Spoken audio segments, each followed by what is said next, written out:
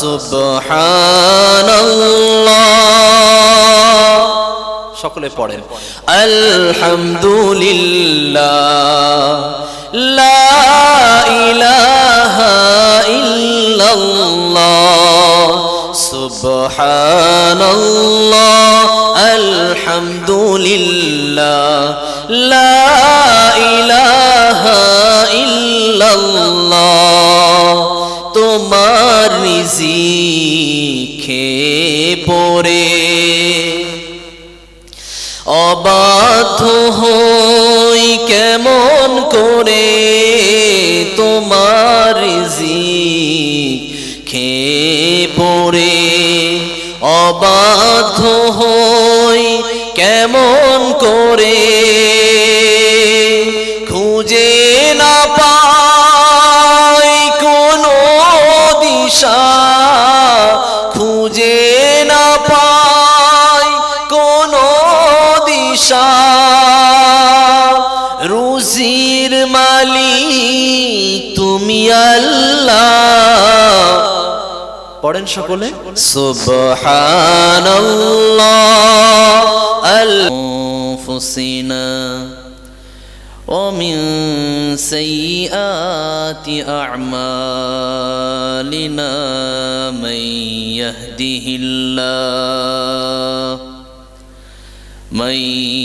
يهده الله فلا مضل له ومن يضلل فلا تجد له وليا مرشدا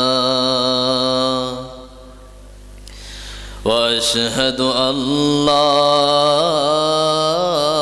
اله الا الله وحده لا شريك له واشهد ان سيدنا ايماننا قدوتنا حبيبنا طبيبنا وطبيب روحنا محمد الذي أرسله بالحق بشيرا ونذيرا وداعيا إلى الله بإذنه وسراجا منيرا.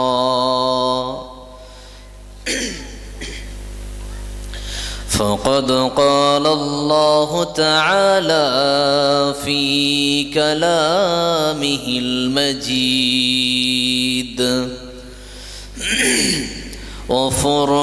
وفرقانه الحميد: أعوذ بالله من الشيطان الرجيم. بسم الله الرحمن الرحيم.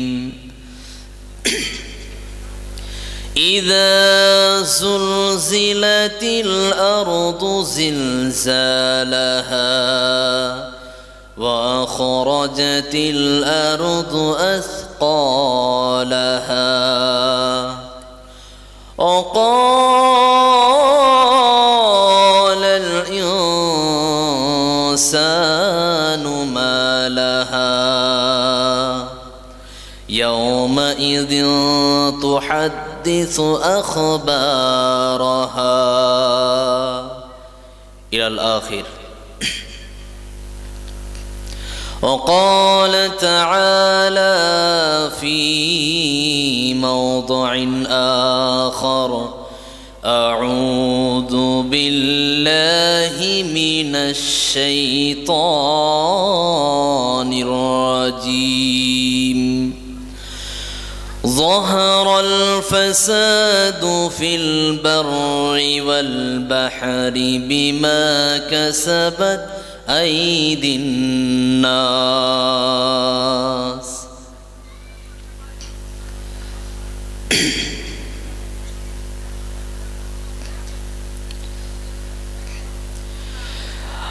আছি গো ডুবে আমি পাপেরি সাগরে, না জানি কি হবে ওপারে হাসরে। মুসিবত না পাই যদি, মুসিবত না পাই যদি, করুণা তোমার।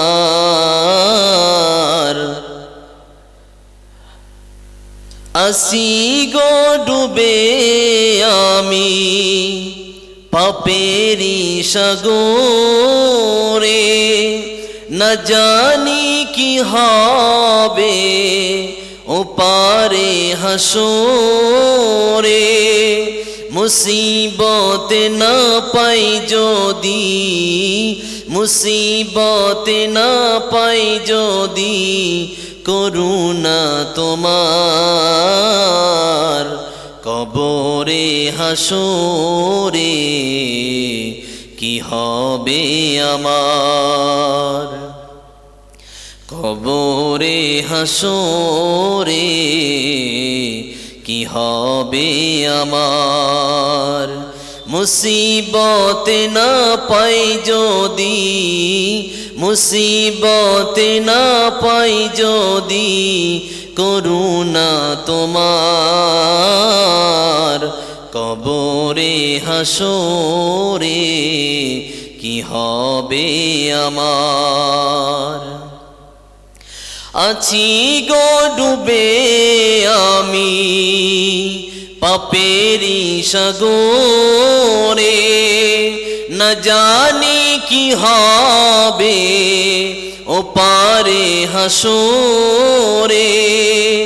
তোমারি সুপারিশ বিনে, তোমারি সুপারিশ বিনে, কেমনে হব পার। কবরে হাসরে কি হবে আমার, কবরে হাসরে কি হবে আমার। তুমি তো দিয়েছো দেখিয়ে আলোর পথ, বলেছো সে পথে মিলবে রহমত। তুমি তো দিয়েছো দেখিয়ে আলোর পথ, বলেছো সে পথে মিলিবে রহমত। কেন যে ভুল পথে আমি, কেন যে ভুল পথে আমি, করলাম জীবন পার।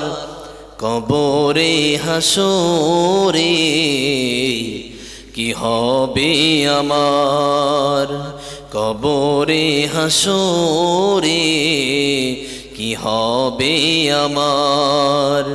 মুসিবত না পাই যদি, মুসিবত না পাই যদি, করুণা তোমার। কবরে হাসরে কি হবে আমার, কবরে হাসরে কি হবে আমার। সম্মানিত সভাপতি মহাশয়, শ্রদ্ধের ও স্নেহের সমবয়সের সম্মুখে উপস্থিত শ্রোতৃমণ্ডলী, পর্দার অন্তরালে মা ও ভগ্নীগণ, যাবতীয় প্রশংসা জ্ঞাপন করছি সেই মহান আল্লাহ পাক রব্বুল ইজ্জাতের জন্য, যে আল্লাহর অশেষ দয়া ও মেহেরবানিতে আমরা একটি মাহফিল আয়োজন করতে পেরে কিছু কথা বলার ও শোনার মতো করুণা দয়া পেয়েছি। সেই আল্লাহ পাক রব্বুল ইজ্জাতের প্রশংসায় সকলেই উচ্চ আওয়াজ দিয়ে পড়ছি আলহামদুলিল্লাহ।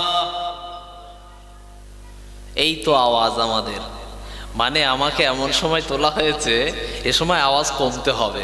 আপনাদের খাওয়া দাওয়া আছে? মাহফিল আহারের ব্যবস্থা আছে? আচ্ছা, মাশাআল্লাহ। আমরা তো মুসলমান, আমরা মুসলমান, আমাদের কাজই হলো কি জানেন?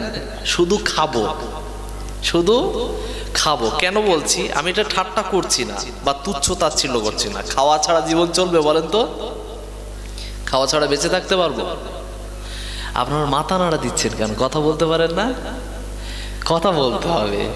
আচ্ছা, একটু আওয়াজ দিয়ে তাকবীর পড়েন তো, লিল্লাহে তাকবীর। এ তো আমার মতন আওয়াজ, আমার মাইকের মতন আওয়াজ করতে হবে, লিল্লাহে তাকবীর। পিছন থেকে আওয়াজ করেন লিল্লাহে তাকবীর। হলো না? আপনারা একটু উঠে আসেন, না হলে এই আওয়াজ হচ্ছে না। উঠে চলে আসেন, সামনে চলে আসেন। ভাই সামনে ফাঁকা আছে, এই মাঝখানটা ফাঁকা রাখছেন কেন? শয়তান তো ওইখানে বাসা বেঁধে বসে আছে আপনাদেরকে চাষ করার জন্য। চলে আসেন, চলে আসেন, চলে আসেন, এগিয়ে আসেন। কি ব্যাপার? আমি বাংলায় কথা বলছি, উঠে আসেন, না উঠলে কথা আগাবে না।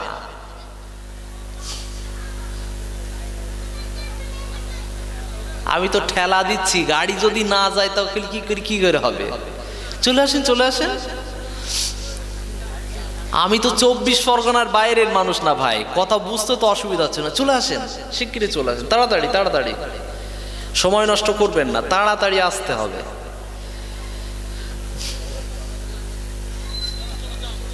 যথাশীঘ্র একটু তাড়াতাড়ি করেন, সময় নষ্ট করব না। আমি ভূমিকার পিছনে সময় নষ্ট করি না।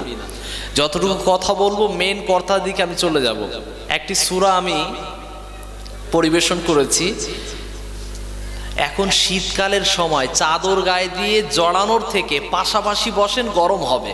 যারা বসে জমে গেছেন পিছনের তলায় একটু গরম দেন, উঠে চলে আসেন সামনে।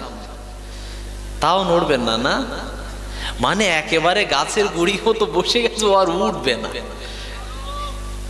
হ্যাঁ, জায়গা গরম হয়ে গেছে। মাশাআল্লাহ, ঠিক আছে, জায়গা নরম। ও আচ্ছা আচ্ছা, ঠিক আছে, এভাবেই শুরু করি। একটু আওয়াজ দিয়ে তাকবীর পড়ে নেন তো, তাহলে আমি বুঝবো যে আপনারা জেগে আছেন এবং স্বতঃস্ফূর্ত আছেন, বক্তব্য বায়ান শোনার জন্য প্রস্তুত আছেন। লিল্লাহে তাকবীর। মাশাআল্লাহ।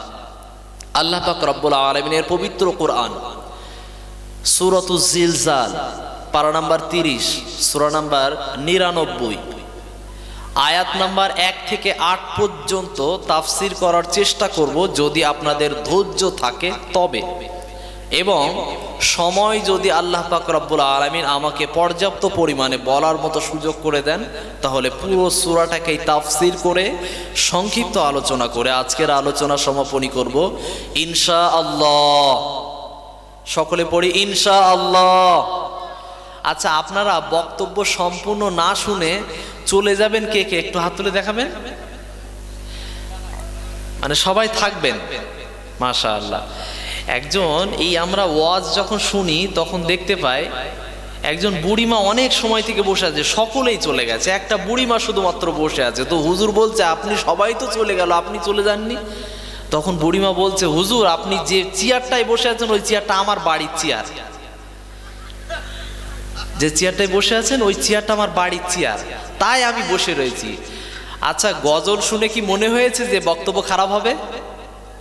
হ্যাঁ, আসলে গলা বাজাতে আসিনি আমি, খেয়াল করে শুনবেন। আমি গলা বাজাতে আসি নাই, আমি সুর করতে আসি নাই। আমি এসেছি কিছুটা হেদায়েতের কথা বলতে। ওয়াজ মাহফিল দেওয়া হয় কি উদ্দেশ্যে বলেন তো? কি জন্য? জলসা দিয়ে কয়জন নামাজি হবেন? হাত তুলে দেখান। এইখানেই ওখানে হাত দিচ্ছেন কেন? ওই টাকাটা বাদ দিয়ে হাত দেন। আচ্ছা ঠিক আছে, কাল থেকে সুদ খাওয়া বন্ধ করবেন, কে কে হাত তুলে দেখান, হাত তুলে দেখান। আগামী কাল থেকে সুদ মুক্ত জীবন যাপন করবো, হাত তুলে দেখান। মানে বাকি সবাই সমিতি যুক্ত নাকি? বন্ধন লোন, এই যে আমাদের মা বোনদের যেগুলো চালাচ্ছে আমাদের পুরুষ ভাইয়েরা, ওরে সর্বনাশ, বলছে বন্ধন লোন না নিনি নাকি ঘর হয় না। কি হয় না? ঘর হয় না। কি সর্বনাশ! স্বামীও সেই রকম বলছে, নাও তোমার যখন নীতি সুযোগ হচ্ছে তুমি ছেড়ে দেবা কেন? এই অবস্থা। যেমন স্বামী তেমন বউ। আল্লাহ পাক রব্বুল আলামিন আমাদের সকলকেই হারামকে বর্জন করার তৌফিক দান করেন, সকলে পড়ি আমিন। আমাদের সকলকে বেনামাজি মুক্ত জীবন যাপন করার তৌফিক দান করেন, সকলে পড়ি আমিন। আল্লাহ, এই গভীর রজনীর সময়ে তোমার কাছে প্রার্থনা জানাই, তুমি আমাদের সকলকেই মুত্তাকি হিসাবে কবুল করে নাও। এই আমিনটা আসতে বলছেন। মুত্তাকি হলে কোথায় যাবে? জাহান্নামে। কোথায়? জাহান্নামে যাবে।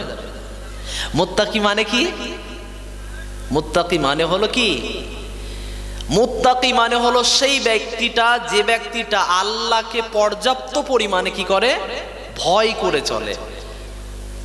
আল্লাহ পাক রব্বুল আলামিন আমাদেরকে দিয়েছেন, তাকে ভয় করতে হবে কিভাবে, সে দিশা আল্লাহ পাক রব্বুল আলামিন দিয়েছেন। মহান আল্লাহ পাক রব্বুল আলামিন সূরাতুল আলে ইমরানের 102 নাম্বার 3 নাম্বার আয়াতের ভিতর আল্লাহ পাক রব্বুল আলামিন তিনি জানান, আউযু বিল্লাহি মিনাশ শাইতানির রাজীম। ইয়া আইয়ুহাল্লাযীনা আমানু ইত্তাকুল্লাহা হাক্কা তুকাতিহি ওয়া লা তামুতুন্না ইল্লা ওয়া আনতুম মুসলিমুন। মহান আল্লাহ পাক রব্বুল আলামিন বলেন, হে ঈমানদার ব্যক্তিবর্গরা, তোমরা যারা ঈমানদার, ঈমান আনয়ন করেছো, তোমরা আমি আল্লাহ পাক রব্বুল আলামিনকে ভয় করো, কিন্তু এমন ভয় করো, মায়ের থেকেও বেশি ভয় করো, বাপের থেকেও বেশি ভয় করো, বাঘের থেকেও বেশি ভয় করো।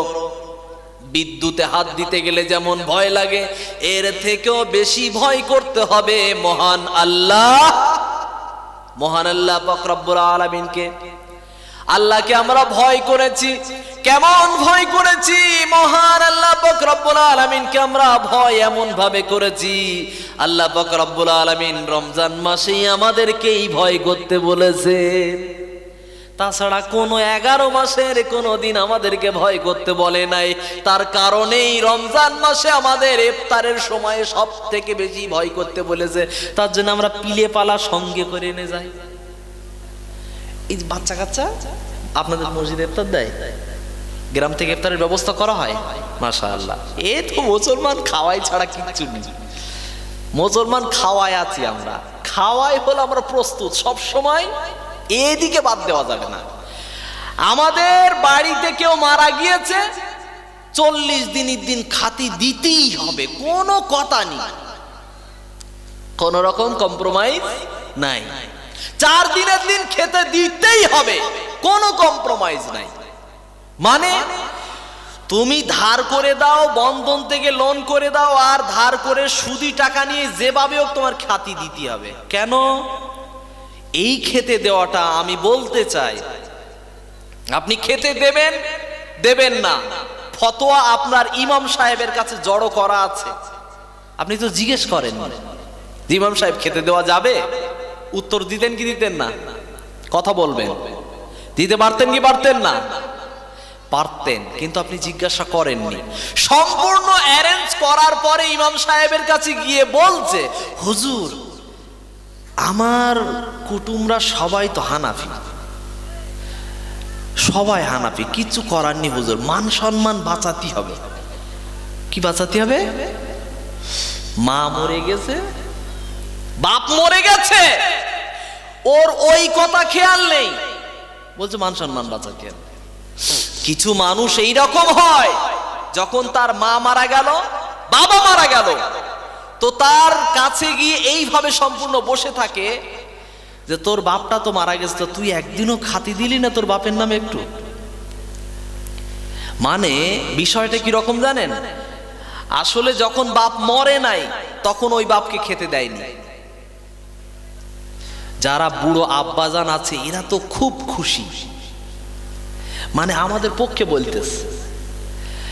এবার আমাদের পক্ষে বলছে আর বুড়ো বাপ মাদের উদ্দেশ্যে বলছে, একটু খেয়াল করে শোনেন আপনারা।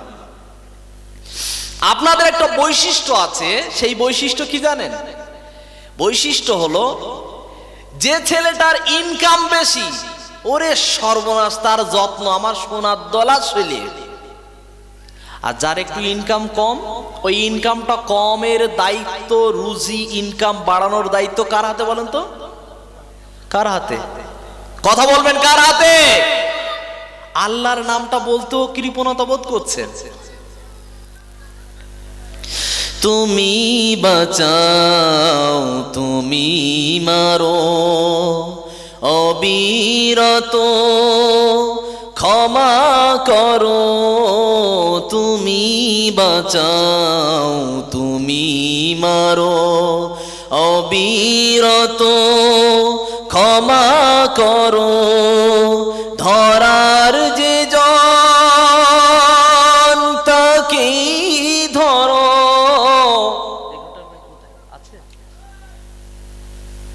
আওয়াজ মোটা করেছে, একটু রিভার্বটা বাড়িয়ে দেন, রিভার্ব বাড়া।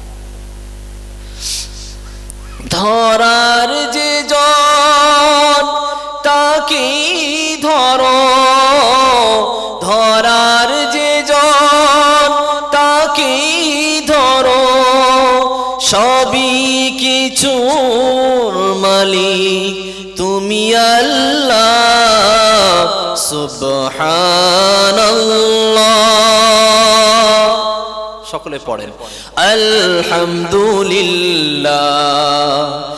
লা ইলাহা ইল্লাল্লাহ, সুবহানাল্লাহ, আলহামদুলিল্লাহ, লা ইলাহা ইল্লাল্লাহ। তোমার রিজিক খেয়ে পড়ে অবাধ্য হই কেমন করে, তোমার রিজিক খেয়ে পড়ে অবাধ্য হই কেমন করে। খুঁজে না পাই কোনো দিশা, খুঁজে না পাই কোনো দিশা। রুজির মালিক তুমি আল্লাহ। পড়েন সকলে সুবহানাল্লাহ, আলহামদুলিল্লাহ, লা ইলাহা ইল্লাল্লাহ, সুবহানাল্লাহ, আলহামদুলিল্লাহ, লা ইলাহা ইল্লাল্লাহ। রুজির মালিক কে? আল্লাহ। যে মহান আল্লাহ পাক রব্বুল আলামিন আপনাকে সৃষ্টি করেছেন, ওই আল্লাহ আপনার রুজির দায়িত্ব নিয়ে রেখেছেন। এর জন্যই আপনাকে ভাবনা চিন্তা করা লাগবে। যেই সন্তান আপনার বেশি আয় করে তাকে এক নজরে দেখবেন, যে কম আয় করে তাকে আর এক নজরে দেখা যাবে না। এটা বাপেদের সাবধানতা বললাম, খেয়াল রাখবেন। পরিবর্তন হতে হবে, নিজেকে পরিবর্তন করতে হবে, এটা বাস্তব অভিজ্ঞতা বলছি। এলাকা এলাকা থেকে এই সমস্ত সমস্যাগুলো ক্রিয়েট হয়ে সমস্যাগুলো আমাদের কানে আসে, অভিযোগগুলো আমাদের কানে পৌঁছায়। তার জন্য আমাদের পরিবর্তন হতে হবে। এরপরে আমাদের সন্তানগুলো যার বাবা পৃথিবীতে বেঁচে আছে, ওই সন্তানগুলো তখন কি করে? মা বাবাকে ভালো করে ভাত দেয় না। কিসের জন্য? বউ হয়েছে এখন সোনার ডলার, মা হয়েছে এখন সব থেকে বড় শত্রু। কথা ভুল? কথা ভুল বলছি? ঠিক কি না? কথা ঠিক বলছি তো? আল্লাহ পাক রব্বুল আলামিন আপনার জন্যই সাবধানতা দিয়েছেন। কি? মহান আল্লাহ পাক রব্বুল আলামিন সূরাতুল বানী ইসরাঈলের ভিতরে তিনি জানিয়েছেন, আপনি বসেন, একটু তাড়াতাড়ি আনার ব্যবস্থা করবেন। মহান আল্লাহ পাক রব্বুল আলামিন সূরাতুল বানী ইসরাঈলের ভিতরে তিনি জানান, মহান আল্লাহ পাক রব্বুল আলামিন তিনি আল্লাহ পাক রব্বুল আলামিন সূরাতুল বানী ইসরাঈলের ভিতরে স্পষ্ট করেছেন, আয়াত নাম্বার 23 এর ভিতরে তিনি মহান পাক রব্বুল ইজ্জত তিনি জানান, ওয়া ক্বাদা রাব্বুকা আল্লা তা'বুদু ইল্লা ইয়্যাহু ওয়া বিল ওয়ালিদাইনি ইহসানা ইম্মা ইয়াবলুগান্না عندك الكبر أحدهما أو كلاهما فلا تقل لهما أف। আল্লাহ পাক রব্বুল আলামিন তিনি বলেন, ও বান্দার দল, ঈমানদার মুসলমানের দল, তোদের উপরে আমি ফরজ করে দিয়েছি, আমি আল্লাহ ছাড়া কারো ইবাদত করা যাবে না, কারো বান্দেগি করা যাবে না, কারো গোলামি করা যাবে না, কারো দাসত্ব করা যাবে না, কাউকে আল্লাহ ছাড়া কাউকে বেশি ভয় করা, গুরুত্ব দেওয়া, মূল্যায়ন করা যাবে না। এরপরে আল্লাহ তার ইবাদতের পরে তিনি স্পষ্ট করেছেন, ফ্রেশ করে দিয়েছেন। কি বললে? তিনি আল্লাহ পাক রব্বুল আলামিন এরপরে তিনি এবার ফ্রেশ করলেন, ওয়া বিল ওয়ালিদাইনি ইহসানা। এরপরে আমি আল্লাহ পাক রব্বুল আলামিনের ইবাদত বندگির পরপরই তোমার মা বাপের খিদমত করো, ইহসানি করো। শব্দ একটু বুঝবেন। ইনসাফ মানে হলো ন্যায় বিচার। আপনি আমার কাছে 10 টাকা পাবেন, আমি আপনাকে 10 টাকা ফেরত দেব, 10 টাকা দিয়ে দিলাম, এটাকে বলে কি? ইনসাফ। আর মায়ের ওষুধ লাগবে, মায়ের ওষুধের প্রয়োজন 20 টাকা, ওষুধের প্রয়োজন 20 টাকা। আপনি কি করবেন? এই 20 টাকার ওষুধ এনে দেওয়ার পরে ওষুধ এনে দিলেন, এটাকে বলে ইনসাফ। এই মায়ের ওষুধটা এনে দিলেন কেন? কারণ হলো মায়ের মাথা ঘুরছে শরীর দুর্বলতার কারণে। কিসের জন্য? দুর্বলতার কারণে। আপনি একটা ভিটামিন ক্যাপসুল বা ট্যাবলেট আপনি এনে দিলেন, মা খেয়ে সুস্থ হবে। কিসের? কয়দিনের জন্য? মোটামুটি 1 সপ্তাহ ঠিক থাকবে। এখন আপনার প্রয়োজন কি? 20 টাকার ওষুধ এনে দিলেন, এটা হলো ইনসাফ। কিন্তু যদি আল্লাহ পাক রব্বুল আলামিনের কথার দিকে তাকাতে যান, মহান আল্লাহ বলছেন ইনসাফ করা চলবে না, মা বাবার সাথে ইনসাফ করা যাবে না। ইনসাফ করা যাবে না মানে মায়ের যদি ওষুধ লাগে 20 টাকার, আমি এনে দেবো 10 টাকার, এইটা নাকি? এইটা মানে ওষুধ লাগবে 2টো ক্যাপসুল, আমি এনে দিলাম একটা, এইটা না। আল্লাহ পাক রব্বুল আলামিন তিনি বুঝিয়েছেন, তোমার মায়ের ওষুধ লাগে যদি 20 টাকার, তাহলে তোমার মায়ের জন্য ব্যবস্থা করে দাও। কিসের ব্যবস্থা করে দেবে? তোমার মায়ের জন্য যাতে মাথার না ঘোরে তার জন্য ফল ফ্রুটি যেমন আরো ভিটামিন আনার প্রয়োজন হলে সেইগুলো ব্যবস্থা করে দাও। এর নাম হলো ইহসান। সুবহানাল্লাহ। বাড়ি গিয়ে বলবেন না খাওয়ার পরে বলবেন? একটু জোরে বলবেন না সুবহানাল্লাহ? এইটা সুবহানাল্লাহ। সুবহানাল্লাহ এইরকম হলে হবে না, একটু আওয়াজ দিয়ে বলতে হবে। কেন বলছি? একটু লাভটা বুঝিয়ে দেয়। আমরা সবাই কি জানেন, সাধারণত আমাদের মানুষের একটু বৈশিষ্ট্য আছে, রক্তগত একটা আমাদের বৈশিষ্ট্য আছে। সেটা কি? সেই বৈশিষ্ট্য হলো আমরা যেখানে লাভ থাকে সেখানে আমরা যাই, যেখানে আমাদের উপকার থাকে আমরা সেখানে যাই, বেশি বেশি যাই। যদি নিষেধও করা হয় তাও যাব আমরা। লাভ কি? আল্লাহ পাক রব্বুল আলামিনের এই নামটি পবিত্র ঘোষণা করা, পবিত্রতা ঘোষণা যদি করেন, মহান আল্লাহ পাক রব্বুল আলামিন আপনার জন্য জান্নাতে একটি গাছ রোপণ করে দেবেন। দেখেন, তাও বুঝতে পারেন এত বড় অফার তাও হলো না। একটু জোরে বলেন তো সুবহানাল্লাহ। আরো জোরে বলা যাবে না সুবহানাল্লাহ? আল্লাহ পাক রব্বুল আলামিন তিনি বললেন মা বাবার সাথে ইহসানি করতে হবে। কি ইহসানি করা লাগবে? যতটুকু প্রয়োজন তার থেকে অধিক বেশি দেওয়া লাগবে। মা বাপকে যত্ন করা লাগবে, মা বাপের সেবা করা লাগবে, মা বাপের সম্পূর্ণ এমন যত্ন করা লাগবে। ওয়াবিল ওয়ালিদাইনি ইহসানা ইম্মা ইয়াবলুগান্না ইনদাকাল কিবারা আহাদুহুমা আও কিলাহুমা ফালা তাকুল লাহুমা উফ। আল্লাহ পাক রব্বুল আলামিন তিনি বললেন, মা বাবার ভিতরে কোনো একজন যদি বৃদ্ধা অবস্থায় তোমার কাছে পৌঁছে যায়, তাহলে হুমা জান্নাতুকা ওয়া নারুকা ওয়া হুমা নারুকা। মা বাবা হলো তোমার জন্য জান্নাত, মা বাবা হলো তোমার জন্য জাহান্নাম। আপনি যদি মনে করেন আপনি পৃথিবীতে জান্নাত পেতে চান, মা বাবাকে, বিবির কথা, বউয়ের কথা বাদ দিয়ে নির্বিঘ্নে বউয়ের কথাকে একেবারে ছুঁড়ে ফেলে দেন। পৃথিবীতে অভিযোগ করতেই এসেছে ওরা। মেয়েরা যখন বয়স কম থাকে, যুবতী যখন থাকে, এরা শুধু অভিযোগের বাক্স। এরা অভিযোগের বাক্স, এদের অভিযোগ শেষ হয় না। যদি কোন রকম ভাবে স্বামী যদি বাইরে থাকে আর সপ্তাহে অথবা 2 সপ্তাহে একদিন যদি বাড়ি আসে, সর্বনাশ। ওর কমপক্ষে মিনিমাম রাত 1টা পর্যন্ত ঘুমানো চলবে না, শুধু অভিযোগ শুনতে হবে। কি শুনতে হবে? শুধুমাত্র অভিযোগ। আর এরা পৃথিবীতে এসেছে শুধু অভিযোগ করতে। কারণ এরা কিসের তৈরি বলেন তো? কি হাড়ের? আমাদের মদ্দা লোকেদের সব মুখস্থ। মানে ওরা যে বেকা হাড়, ওরা বেকা জিনিস তো, ওইটা সবার মুখস্থ। কিন্তু ধৈর্য ধরার সময় ধৈর্য ধরবো না।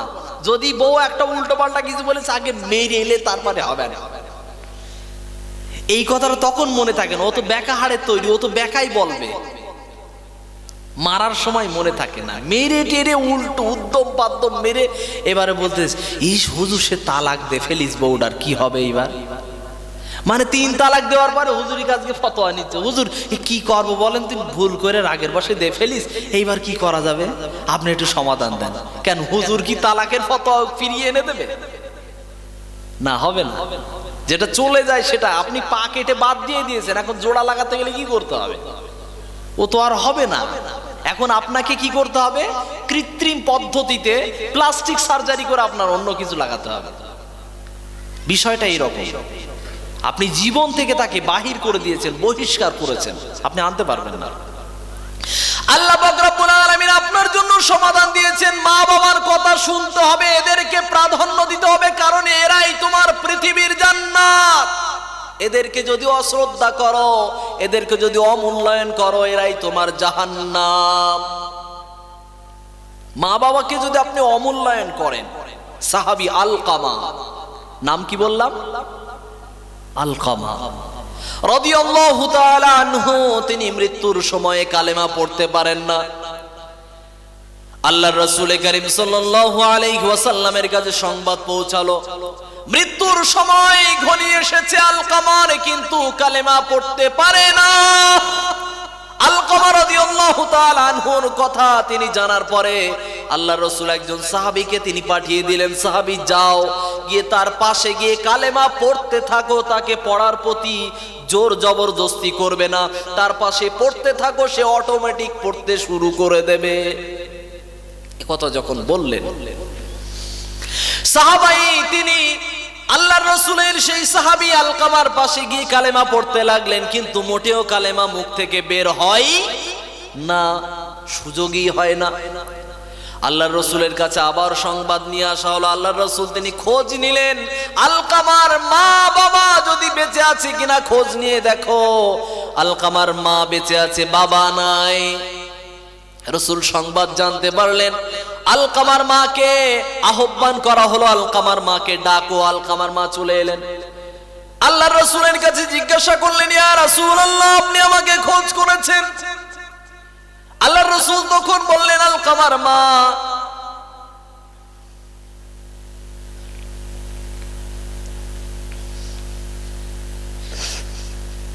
আপনার ছেলে মৃত্যুর সময়ের পথযাত্রী হয়ে আছে, সে কালেমা পড়তে পারে না, অথচ সে একজন বিখ্যাত সাহাবা।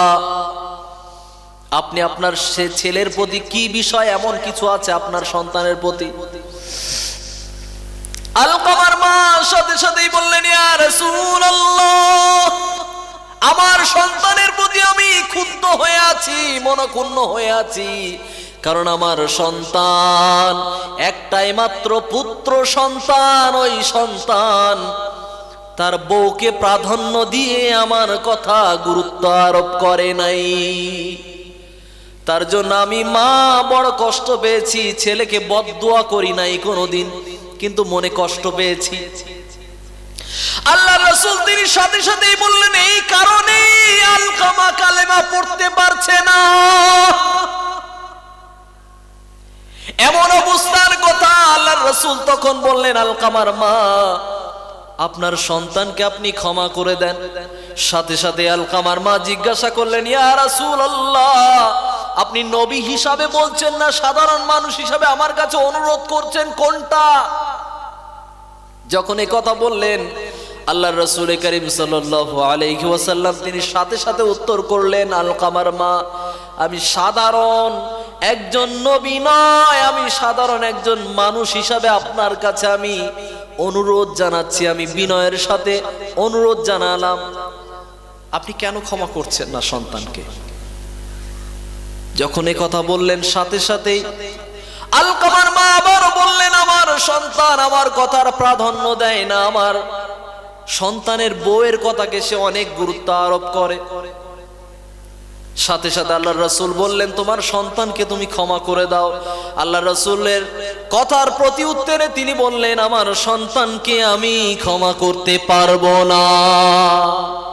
যেহেতু আপনি রাসূল হিসাবে বলেননি, রাসূলের কথা যদি অস্বীকার করা হয়, সে আর মুসলমান থাকতে পারে? বলেন তো, সে বেঈমান হয়ে যাবে সাথে সাথে। তিনি প্রথমেই জিজ্ঞাসা করে নিয়েছেন।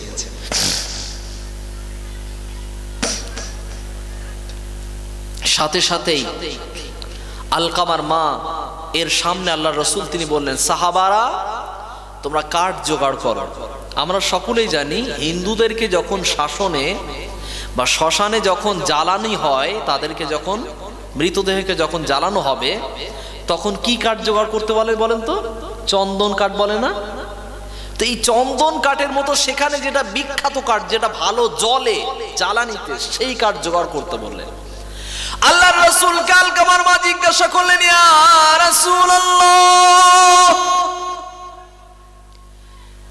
আপনি কেন কাঠ জোগাড় করতে বলছেন? আপনি আমাকে জানান কিসের জন্য, কি কারণ?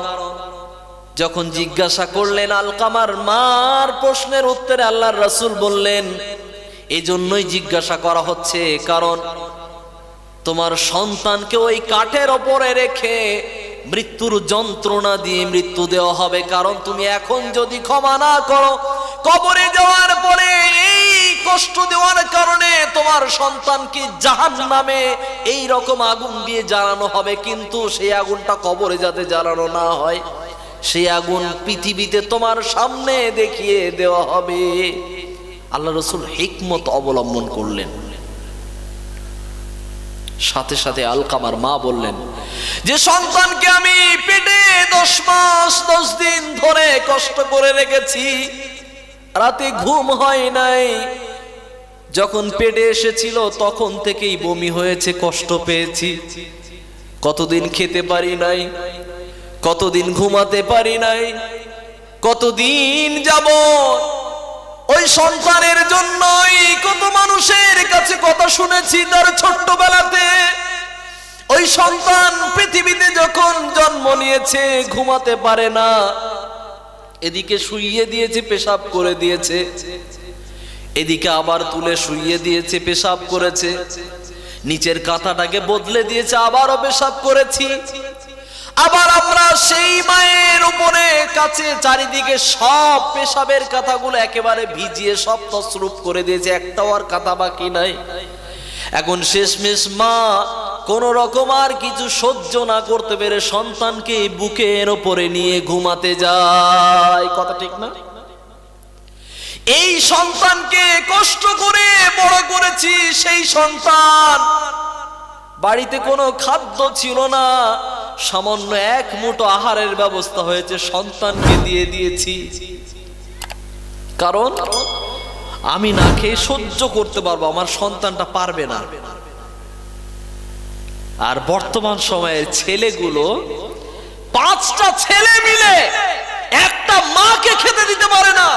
একটা মা 5টা সন্তানকে নির্দ্বিধায় সারা জীবন পুরো বুকের পাঁজরকে ভেঙে তছরূপ করে প্রত্যেকটা সন্তানকে বড় করেছে। 5টা সন্তানকে একটা মা সামাল দিতে পারে, একটা মাকে 5টা ছেলে মিলে সামাল দিতে পারে না। কথা ঠিক না? এটা বাস্তবতা। সেই সময় আলকামার মা বললেন, ইয়া রাসূলুল্লাহ, আমার সন্তানকে কষ্ট করে বড় করেছি, সেই সন্তানকে আপনি আমার সামনে মারবেন? এটা হতে পারে না। আমার সন্তানকে আমি নির্দ্বিধায় ক্ষমা করে দিলাম। সাথে সাথে আলকামার মুখ থেকে বের হয়ে গেল, লা ইলাহা ইল্লাল্লাহু মুহাম্মাদুর রাসূলুল্লাহ।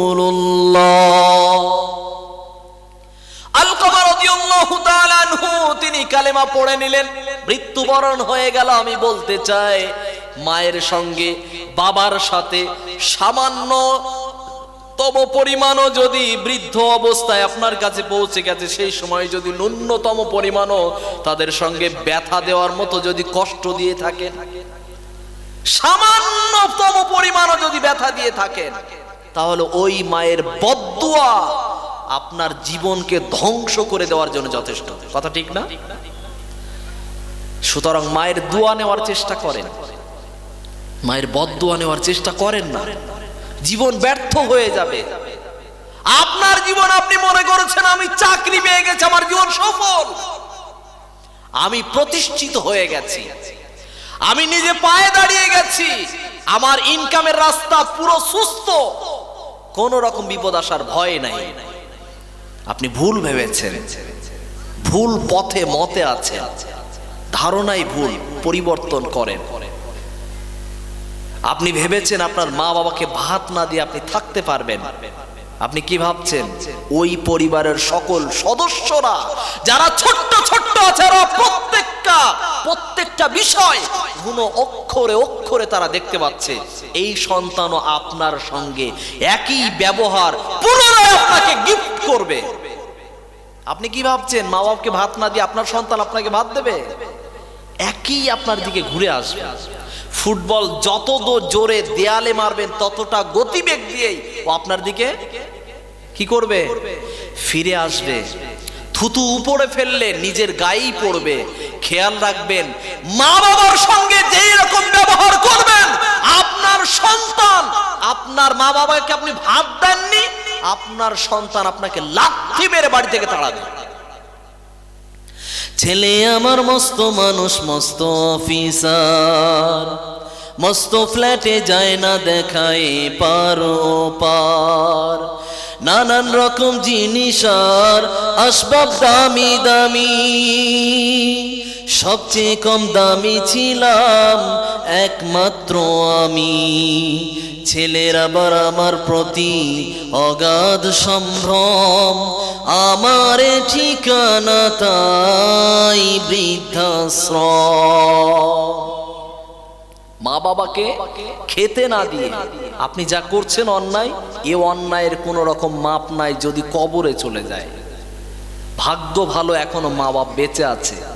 যদি বাঁচতে চাও তাদেরকে সামাল দাও, তাদেরকে হেফাজত করো, তাদেরকে সেবা করো।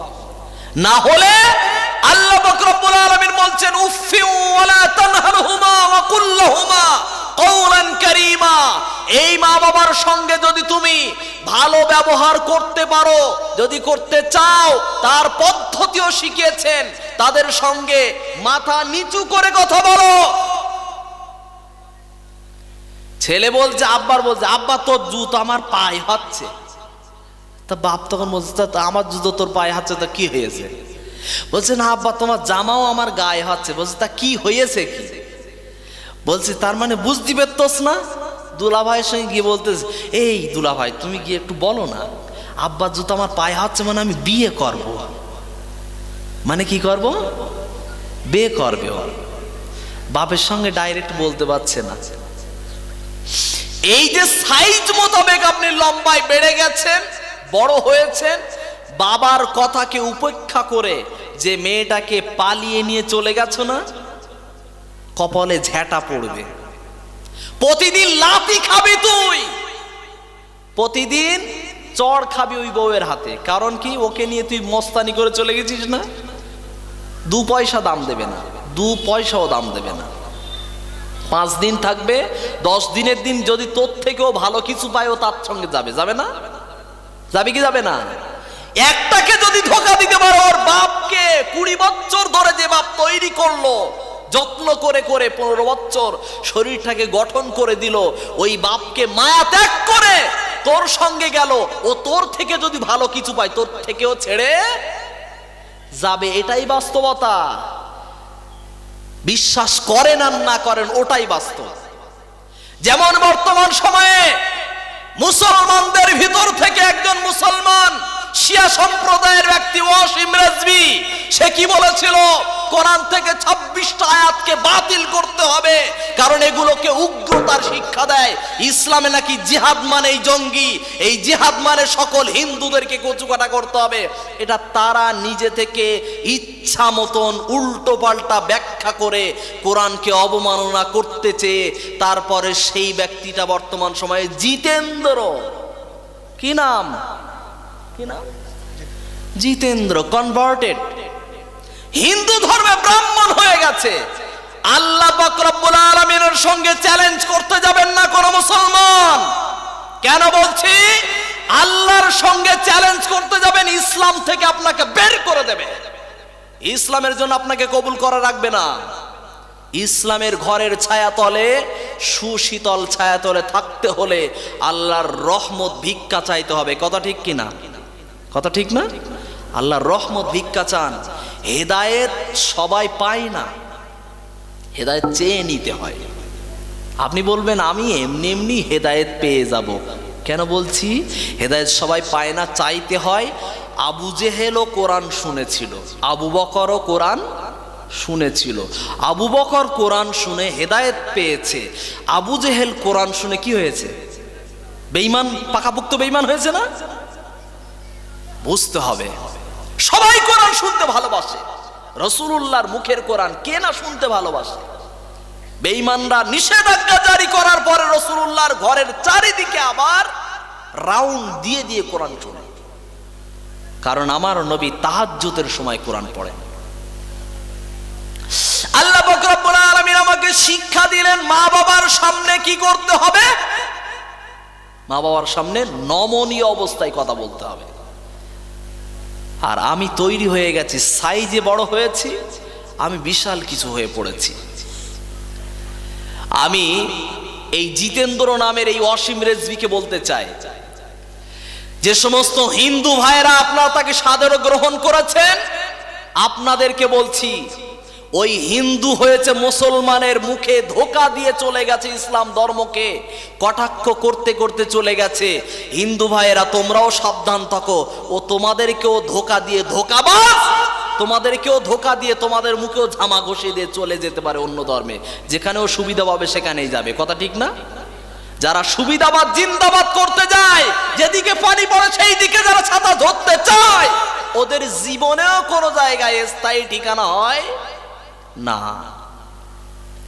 তবে সে চলে গিয়েছে ইসলাম থেকে। আমরা সকলে কি বলবো? সকলে কি বলবো? আওয়াজ দিয়ে বলেন আলহামদুলিল্লাহ।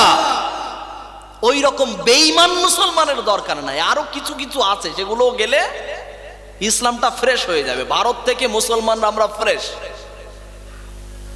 আমরা হানাফি দেখতে চাই না, আমরা তাবলিগ দেখতে চাই না, আমরা আহলে হাদিস শব্দ দেখতে চাই না, আমরা দেখতে চাই আমরা সকলেই মুসলমান। কথা ঠিক না ভুল? আমরা সকলেই মুসলমান। বর্তমান সময়ে বাংলাদেশের ভিতরে একজন নিরপরাধ মানুষ, নাম আল্লামা দেলাওয়ার হোসাইন সাঈদী, ঠিক না? একজন অধ্যাপক ছিলেন, তিনিও কারাগারে তিনি বন্দী ছিলেন, নাম হলো ডক্টর আসাদুল্লাহ আল গালিব, চেনেন তো? একজন ব্যক্তি ছিলেন, একজন পিস টিভির ভাষ্যকার, একজন ভালো ব্যক্তিত্ব, নাম হলো মুজাফফর বিন মুহসিন, চেনেন তো? একজন ভারতবর্ষের বুকে একজন তারকা ছিলেন, নক্ষত্র মুসলমানদের, নাম হলো ডক্টর জাকির নায়েক, চেনেন তো? এরা সকলেই অপমানিত, পদদলিত, লাঞ্ছিত, বঞ্চিত, কিন্তু আল্লাহ পাক রব্বুল আলামিন রাত দিয়েছেন, অন্ধকার দিয়েছেন, বিপদ দিয়েছেন। রাতের পরে যেমন আলো আসে, বিপদের পরে আবার কি আসে? আশার আলো আসে না? একদিন এই বিপদ কাটিয়ে ভালো দিন একদিন আসবে। আমরা মুসলমানরা অপেক্ষায় আছি। আজকের যে সমস্ত বেঈমানরা আমাদেরকে ধোঁকা দিয়ে দিয়ে রাজনীতি করছে, আমাদেরকে শুধু আঙুল ঘুরিয়ে ঘুরিয়ে নাচাচ্ছে, এরা আজকের এই এখনই আমি সংবাদে দেখে এলাম, কুরবানির দিনের নাকি ছুটিটাকে কি করা হয়েছে, নিজ থেকে বাদ করে দেওয়া হয়েছে। পশ্চিম বাংলার বুকে কুরবানির ঈদের ছুটির দিনটাকেও ছুটির দিন থেকে সরকারি খাতা থেকে বাতিল করা হয়েছে। কি দেখাতে চাচ্ছ তোমরা আমাদেরকে? আমরা প্রশাসনের বিরুদ্ধে কথা বলতে চাই? হ্যাঁ, আমরা প্রশাসনের পক্ষে, কিন্তু সজাগ করতে চাই। বিষয়গুলোকে আপনারা সাবধানে নেন, বিষয়গুলোকে পরিবর্তন করার চেষ্টা নেন। হয় ভুল করে হয়ে গেছে, না হলে চক্রান্ত করা হয়েছে। কথা ঠিক না? হয় ভুল করে হয়ে গেছে, না হলে চক্রান্ত করা হয়েছে। আর যদি চক্রান্ত করেন, সকলেরই উপরের চক্রান্তকারী সব থেকে বড় বিজ্ঞানী, বড় মহাজ্ঞানী তিনি কে? আমরা আল্লাহর কাছেই সাহায্য চাই। ওয়াস্তাঈনু বিল্লাহ। আমরা সাহায্য একমাত্র কার কাছে চাই? আল্লাহর কাছে। আমরা কোনো মানুষের দ্বারস্থ আমরা হই না, কারো ধারো কাছে যাই না। আল্লাহ পাক রব্বুল আলামিন তিনি শিখিয়ে দিলেন মা বাবাকে আপনার খিদমত করা কিভাবে লাগবে। তার সামনে নমনীয় অবস্থায় নরম নরম কথা বলা লাগবে। বাপ বলেছে, মা বলেছে, আব্বু ভাত খেয়ে যাও, আর ছেলে বলছে বেশি বকিস না, দিন সর, টাইম নিকো।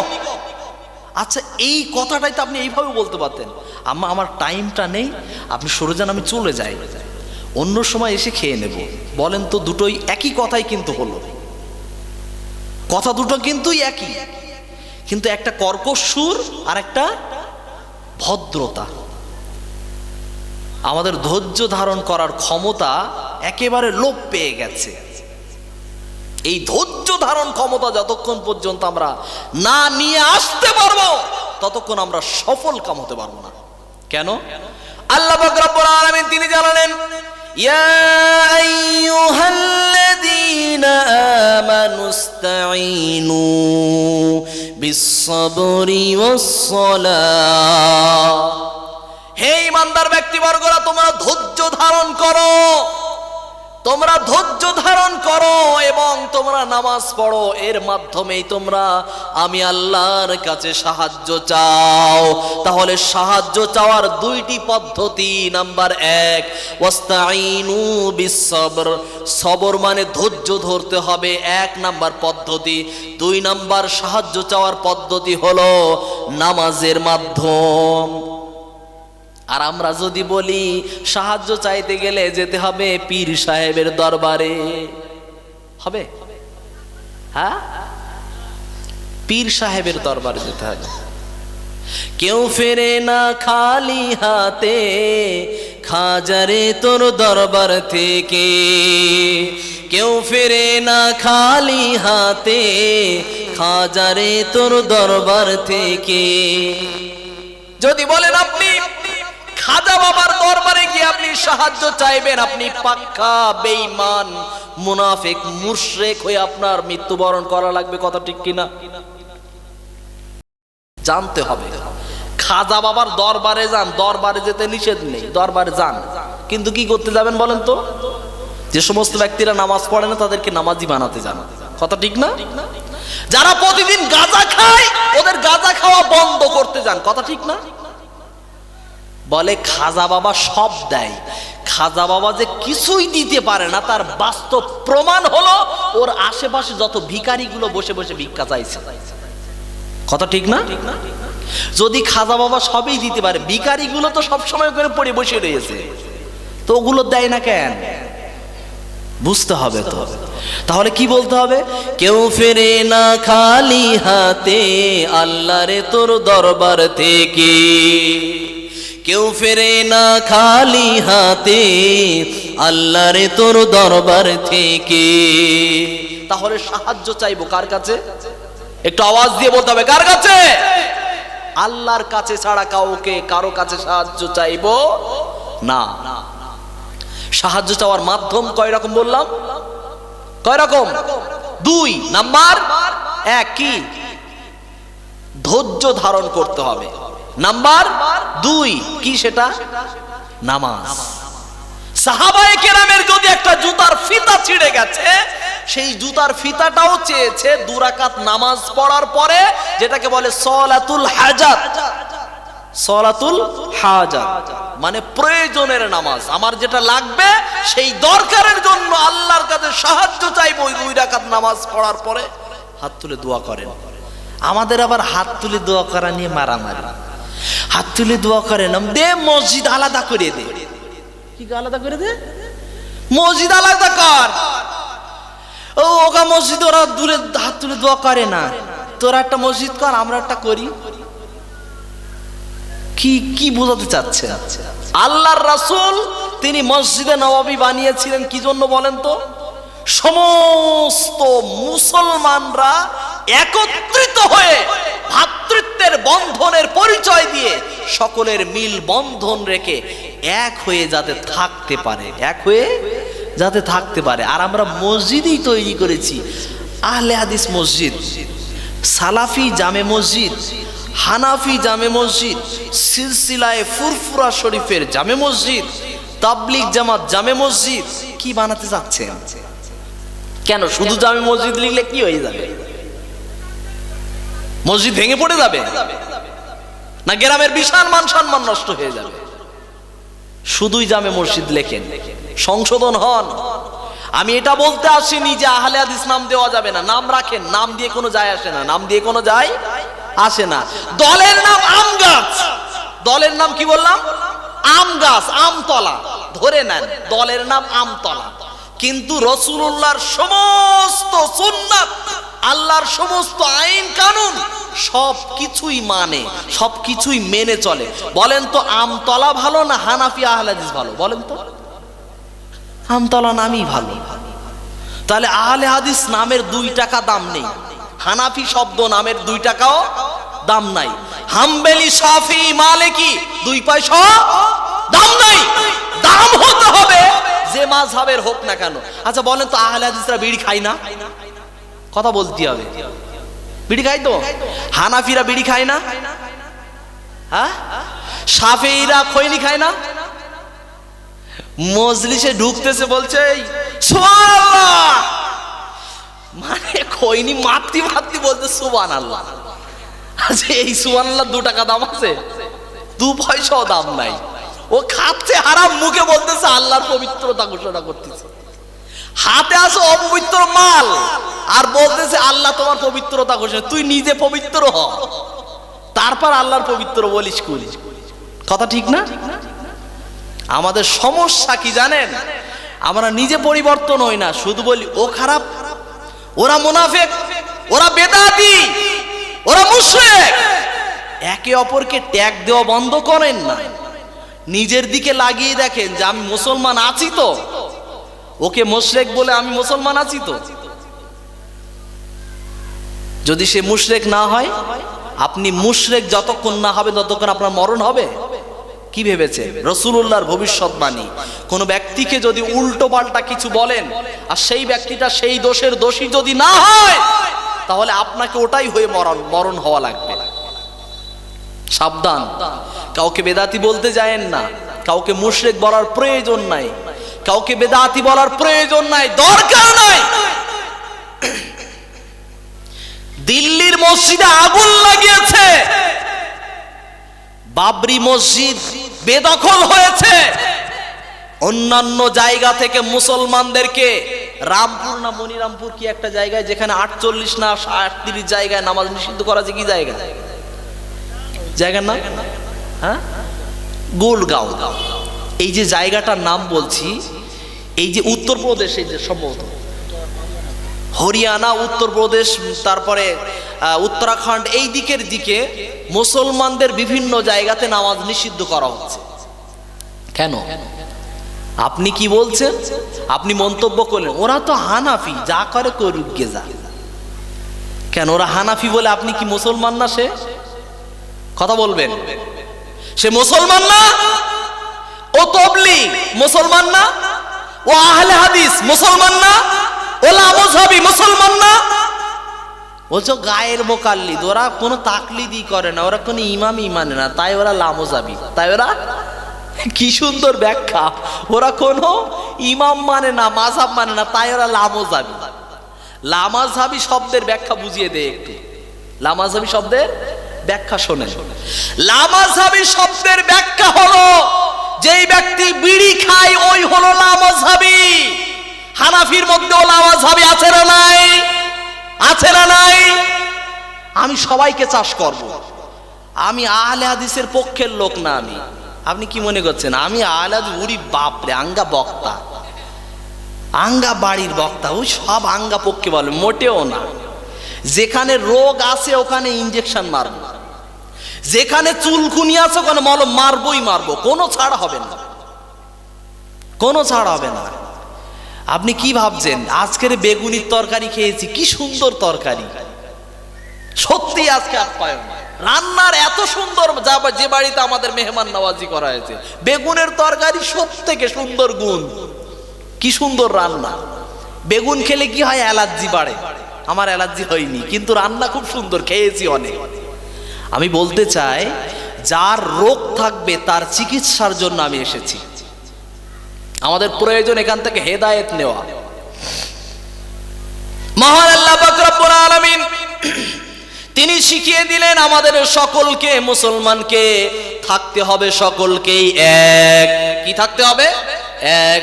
ওয়াতাসিমু বিহাবলিল্লাহি জামিআন ওয়া লা তাফাররাকু। আমাদের প্রভু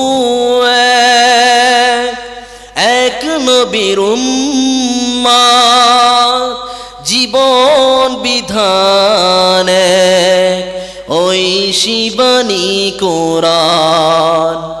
তবে কেন এখনো হে মুসলমান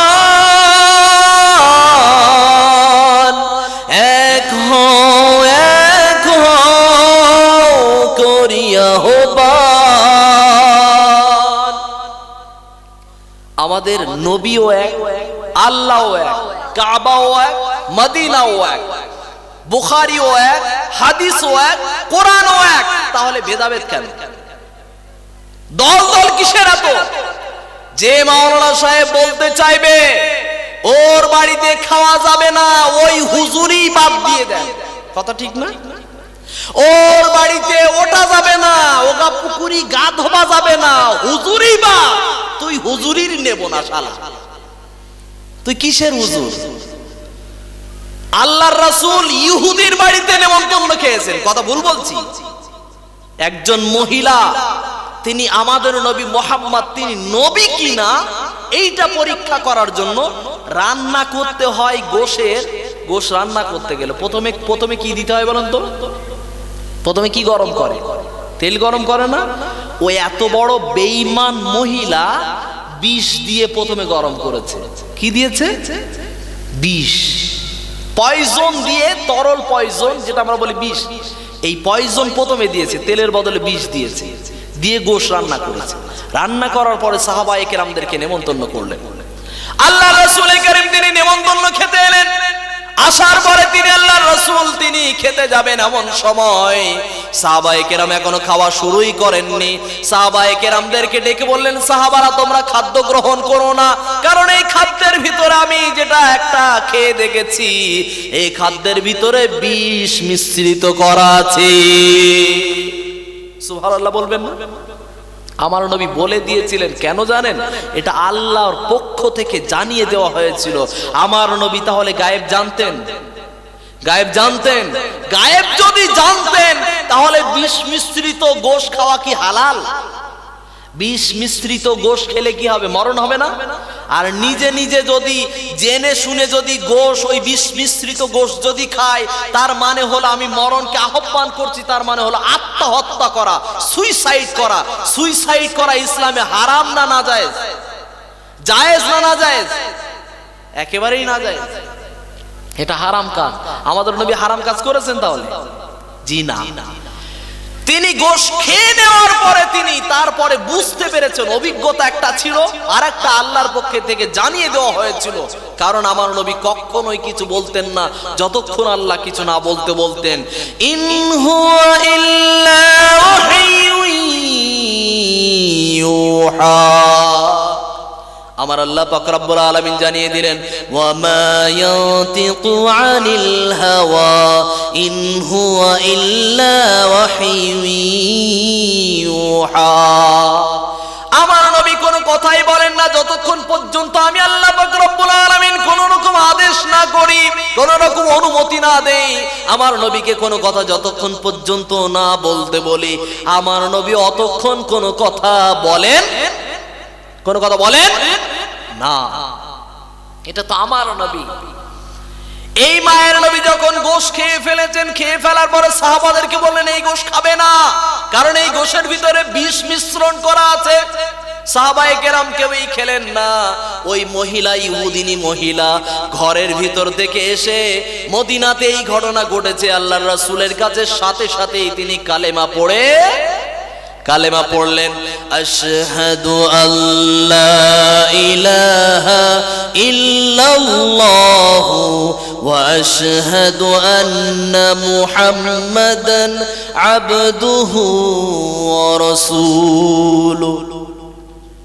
সেই মহিলা মুসলমান হয়ে গেলেন, মুসলিম হয়ে গেলেন। তাহলে বলেন তো, ইহুদির বাড়িতে আল্লাহর রাসূল নেমন্তন্ন খেতে গেলেন, আর আমরা ফতোয়া মারি কি হানাফিগা বাড়ি খাতি যাবে না? কেডা বলেছে এই কথা? যে হুজুর বলেছে ওই হুজুরকেই বাদ দিতে হবে। ও হুজুর আল্লাহর রাসূলের তরকারির হুজুর না, ও হলো বাইরের দেশের তরকারি।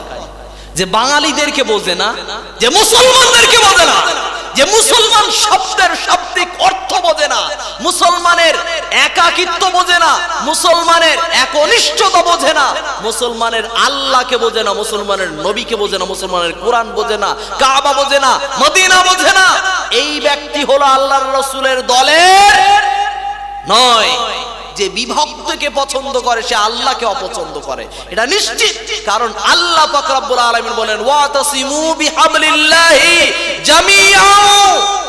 আল্লাহ পাক তিনি বললেন কি, তোমরা সমস্ত ঈমানদাররা এক হয়ে থাকো, আল্লাহর রশ্মিকে মজবুত ভাবে, দৃঢ়ভাবে ধারণ করো।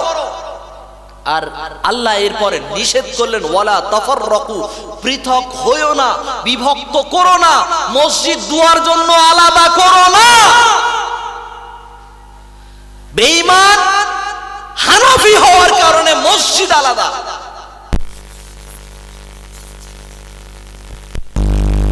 কিসের মুসলমান তুমি?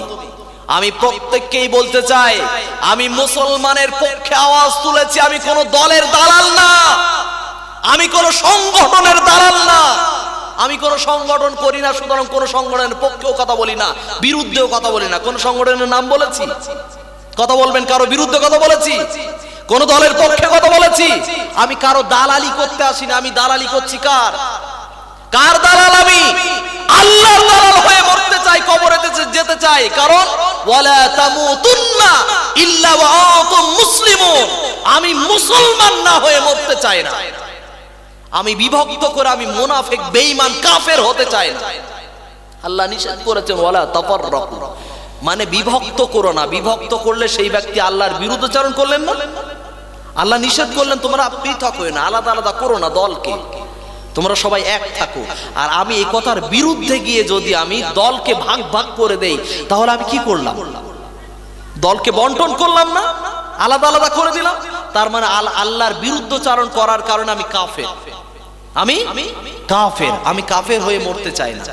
আচ্ছা বলেন তো, আমি যদি কাফের হয়ে মরে যাই, আমার সঙ্গে কে কে মরতে চান বলতেন কাফের হয়ে? কেউ মরতে চান কাফের হয়ে? কেউই যখন আমার সঙ্গ দেবেন না কাফের হওয়ার জন্য, আমি কাফের হতে যাব কেন?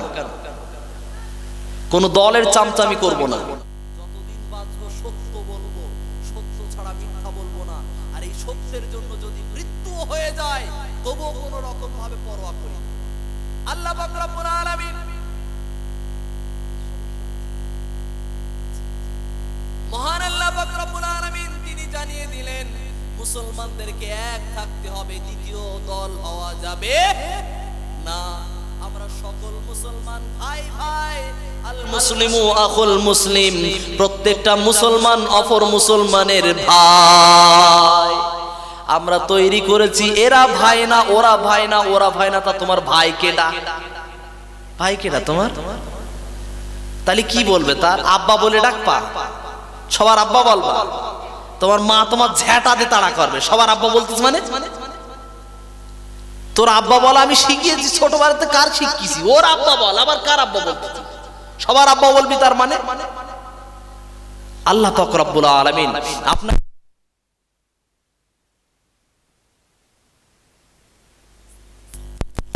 কাতারের ভিতরে, এক মসজিদের ভিতরে, এক মসজিদ কি করে বুঝবেন দেখেন না, কাবা শরীফে সকলেই নামাজ পড়ে না?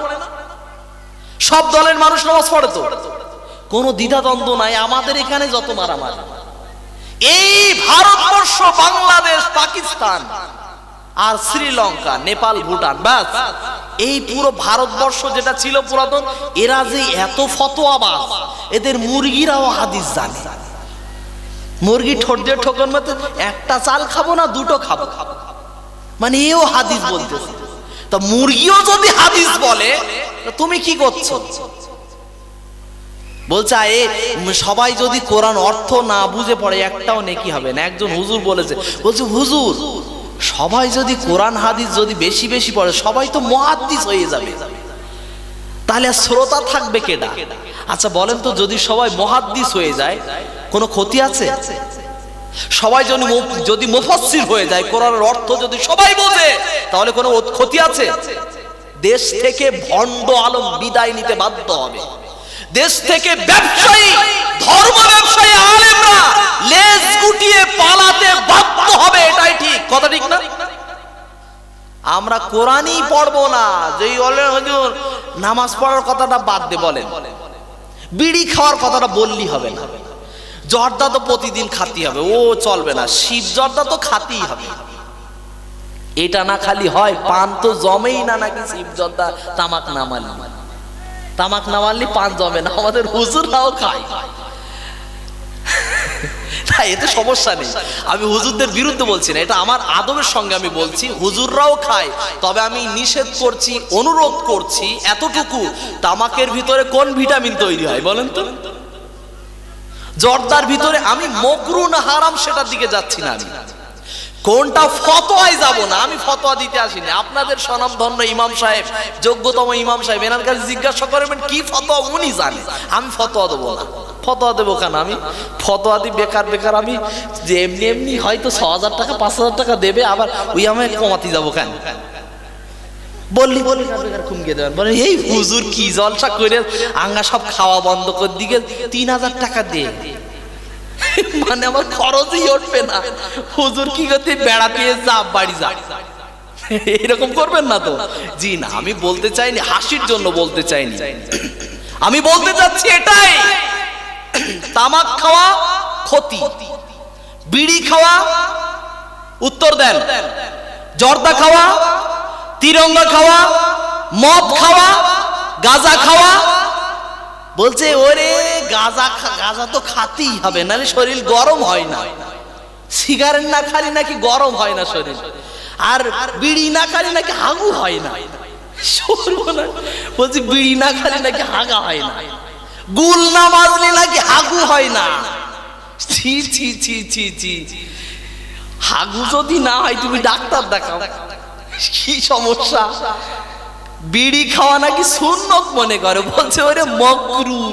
মকরু মানে কি সুন্নত নাকি? মকরু মানেই তো কি অপছন্দনীয়। অপছন্দনীয় মানে কি? ছাড়ো, 2 দিন 5 দিন করে ফেলেছো, ছেড়ে দাও।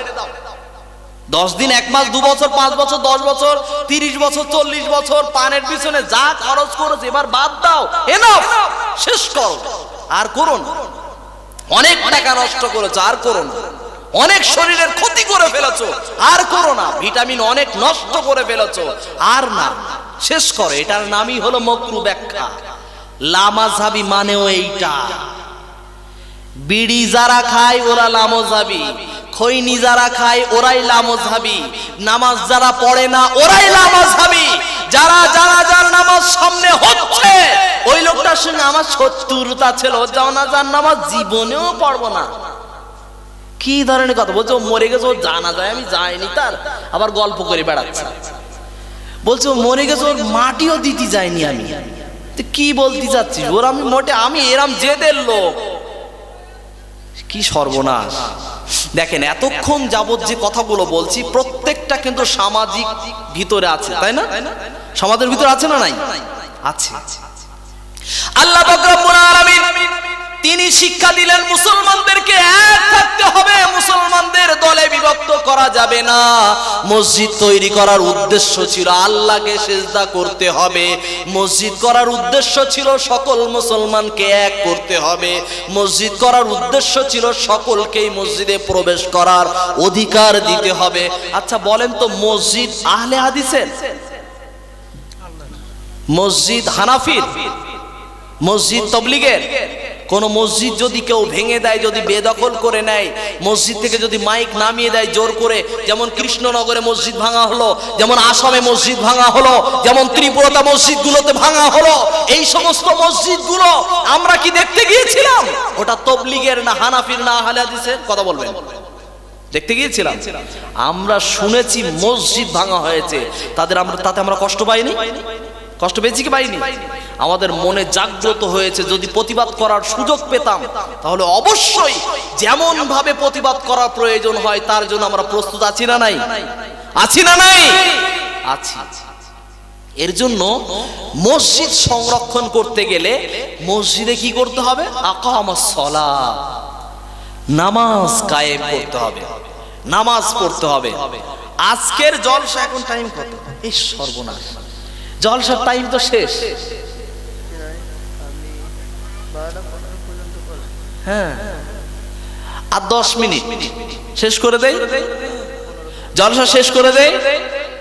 হ্যাঁ হ্যাঁ, আপনাদের কথা শুনে সারা রাত চালায়। ওই তো ওই সবই করবেন আপনারা। সকালবেলা নামাজ কেটা পড়বে? পড়বেন তো সকলেই। আমি বলতে যাচ্ছি মসজিদকে সংরক্ষণ করতে হলে প্রথমে কি করা লাগবে? নামাজ পড়া লাগবে, সালাত আদায় করা লাগবে। আর আমরা কি করেছি? নামাজটাই বাদ দিয়ে দেব।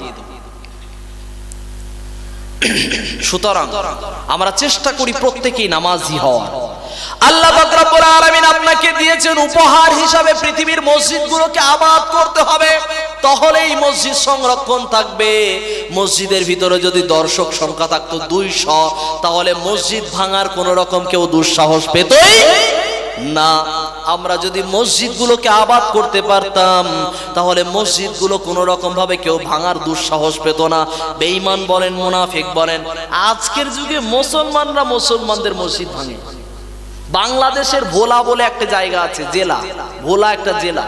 ওই জেলাতে কয়েকজন মুসলমান তাদের মসজিদটা গিয়ে ভেঙে দিয়েছে। মসজিদ ভেঙে দিয়েছে মুসলমানরা। বেঈমানরা আর ভাঙতে কোন রকম সাহস কম পায়? ওর তো এমনিই তো সুযোগ খুঁজে বসে আছে কি করে এদের ঘাড়ে কোপ মারা যায়, কি করে এদেরকে দেশ থেকে তাড়ানো যায়, কি করে এদেরকে বিতাড়িত করা যায়, কি করে এদেরকে ভাঙিয়ে ভাঙিয়ে সব ওই জিতেন্দ্র, অসীম রেজভির মতো সবগুলোকে টেনে আনা যায়। সবগুলো কাউকে টাকা দিয়ে, কাউকে দল দিয়ে, কাউকে বল দিয়ে, কাউকে পদ দিয়ে যেভাবে হোক টানবে। এটাই হলো দাজ্জালের ফিতনা, এটাই হলো দাজ্জালের ফিতনা। বর্তমানে দাজ্জালের ফিতনা আর এক রকম আছে। কি সুন্দর দাজ্জালের ফিতনা, আমরা কিছুই বুঝি না, বোঝার চেষ্টা করি না। আল্লাহ পাক রব্বুল আলামিন এই সমস্ত দাজ্জালের ফিতনা থেকে আমাদেরকে সকলকেই বেঁচে থাকার তৌফিক দান। সকলে বলি আমিন। মহান আল্লাহ পাক রব্বুল আলামিন সূরাতুজ জিলজাল পারা নাম্বার 30, সূরা নাম্বার 99, রুকু নাম্বার 1, আয়াত নাম্বার 1 থেকে 8 পর্যন্ত আল্লাহ বললেন, ইযা যুলজিলাতিল আরদু জিলজালাহা, যখন ভূমিকম্প হবে, যখন মাটি কম্পন সৃষ্টি করবে, ওই কম্পন সৃষ্টি করার কারণ হলো মাটির উপরে যত রকম ধুলো বালি ময়লা যা কিছুই জমে গেছে, ওইগুলো যেমন মুরগি তাবা দেওয়া বলে তো, তা দেওয়া বলে তো, তা দেওয়ার সময় যখন মুরগির গায়ে অনেক ময়লা টয়লা জমে থাকে, ওই মুরগি তখন উপরে উঠে আস্তে আস্তে ডানাগুলো মেলে পাকা ঝেড়ে ঝুড়ে সব ময়লাগুলোকে ঝেড়ে ফেলে দেয়। যখন মানুষরা গুনাহ করতে করতে গুনার পাহাড় আকাশে ঠেকিয়ে দেবে, গুনার সমুদ্র তৈরি করে ফেলবে, ওই সমুদ্রের ভিতরে গুনাহের এত গুনাহ বেড়ে যাবে যে গুনাহের ফেনা তৈরি হতেই থাকবে। এত গুনাহ করে ফেলেছে, এই গুনাহের কারণে মাটি তখন তাদেরকে আল্লাহ পাক রব্বুল আলামিনের আদেশে, আল্লাহ পাক রব্বুল আলামিনের নির্দেশে তখন সে মাটি কাঁপুনি ঝাঁকুনি দিয়ে মানুষকে ওই পাপ থেকে বিরত হওয়ার জন্য সাবধান বানিয়ে দেয়। কথা ঠিক কিনা? এর জন্য যখনই ভূমিকম্প হবে আমাদের সাবধান হতে হবে, নামাজি হওয়া লাগবে। মানে যখন ভূমিকম্প হবে সেই দিন নামাজ পড়বো, তারপরের দিন তার পড়বো না। সুবিধাবাদ জিন্দাবাদ, সুবিধাবাদ জিন্দাবাদ করে করে তুমি ধর্ম পালন করছো আর বলছো আমি এমনি এমনি জান্নাত পেয়ে যাবা। ও জান্নাত চাতি হবে না, আল্লাহ তো দয়াবান, আল্লাহর নাম রহমান, আল্লাহর নাম রহিম, ওই রহমান রহিম নামের বদৌলতে এমনি জান্নাত পেয়ে যাব, কিচ্ছু করা লাগবে না। একজন বলতেছে আমি নামাজ পড়ি না তাই আমার ঈমান ঠিক আছে। কি ঠিক আছে? আমি নামাজ পড়ি না তাই আমার নিয়ত ঠিক আছে। ওরে ও নামাজ পড়ে, ওর নিয়ত ঠিক হয়নি এখন। তো নিয়তের ভিতরে তুমি কি বসে বসে পৃষ্ঠা উল্টে উল্টে দেখিলে? ওর নিয়তের খাতা তুমি চেক করো। কিসের মুসলমান আপনি? অপর মানুষ সম্পর্কে সমালোচনা করতে একটু মুখে ব্যথা হয় না?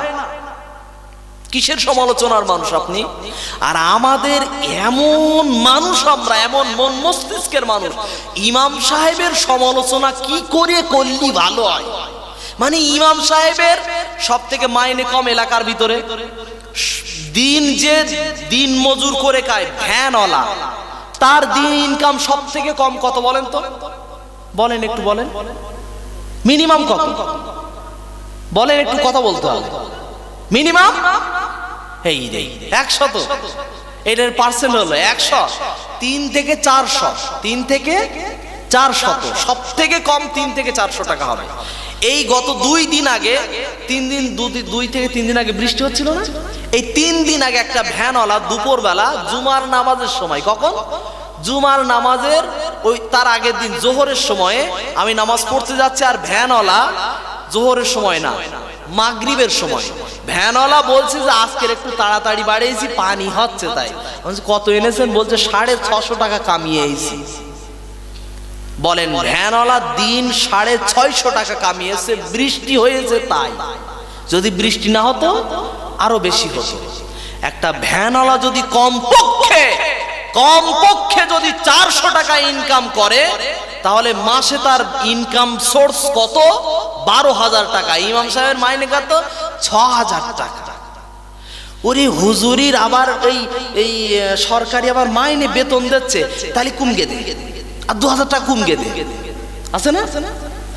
এনার না থাকতে পারে। আমি বাস্তবতা বলছি, আমার গ্রামের ঘটনা বলছি। আমি আমার গ্রামের ইমাম সাহেব যিনি আছেন, আমি যখন আলিফ বাতাসা পড়ি ওনার কাছ থেকেই পড়েছি। আবার সেই ইমাম সাহেব এখনো আছে, তিনি এখন আমার কাছে ফতোয়া জিজ্ঞেস করে। আলহামদুলিল্লাহ বলেন। তার ছাত্র আমি, তার হাত থেকে আমি আলিফ বাতাসার লেখা শিখেছি, পড়া শিখেছি। তার কাছ থেকে কোরআন পড়া শিখে উনি আমাকে আবার মাদ্রাসায় ভর্তি করার মতো পরামর্শ দিয়েছিলেন। আলহামদুলিল্লাহ।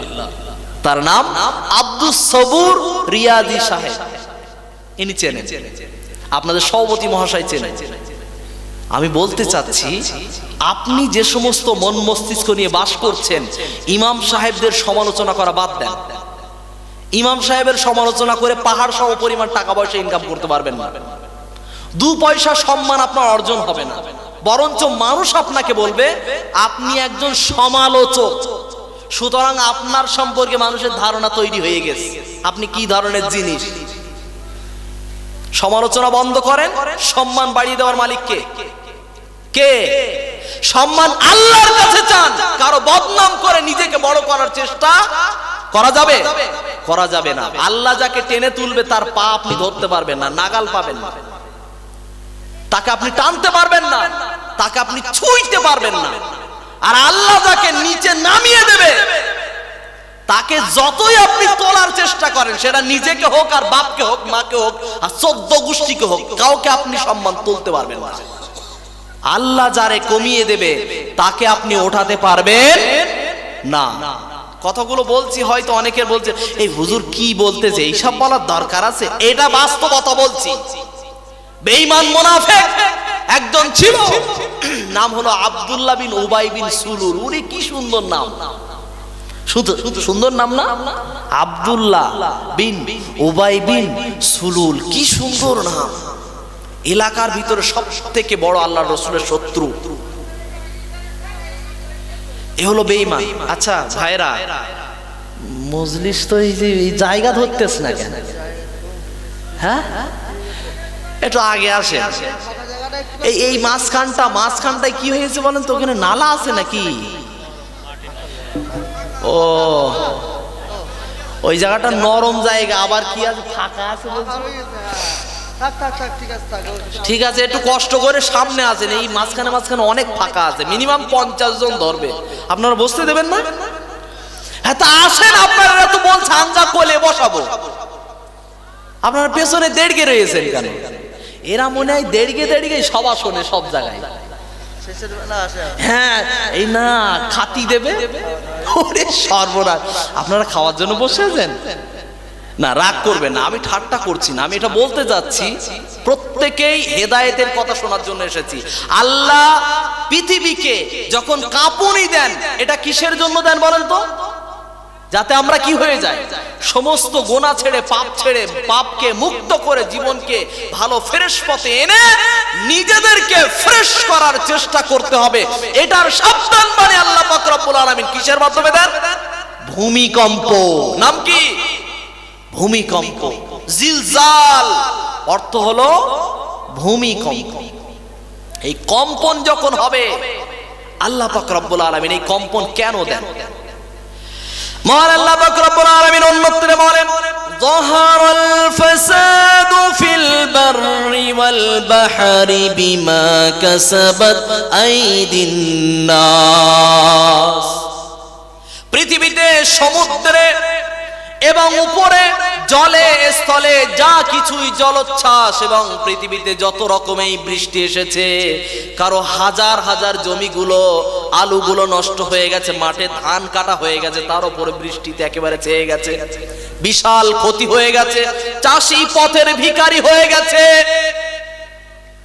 চাষি মাথায় হাত পড়ে গেছে। যারা গাজরের চাষ করেছিল, গাজরের দানাগুলো ছড়িয়ে দিয়েছে, সাথে তার 3-4 দিন ধরে একটানাই বৃষ্টিপাত হওয়ার ফলে এর কারণে সমস্ত গাজরগুলোর ছোট্ট ছোট্ট কচিগুলো সব নষ্ট হয়ে গেছে।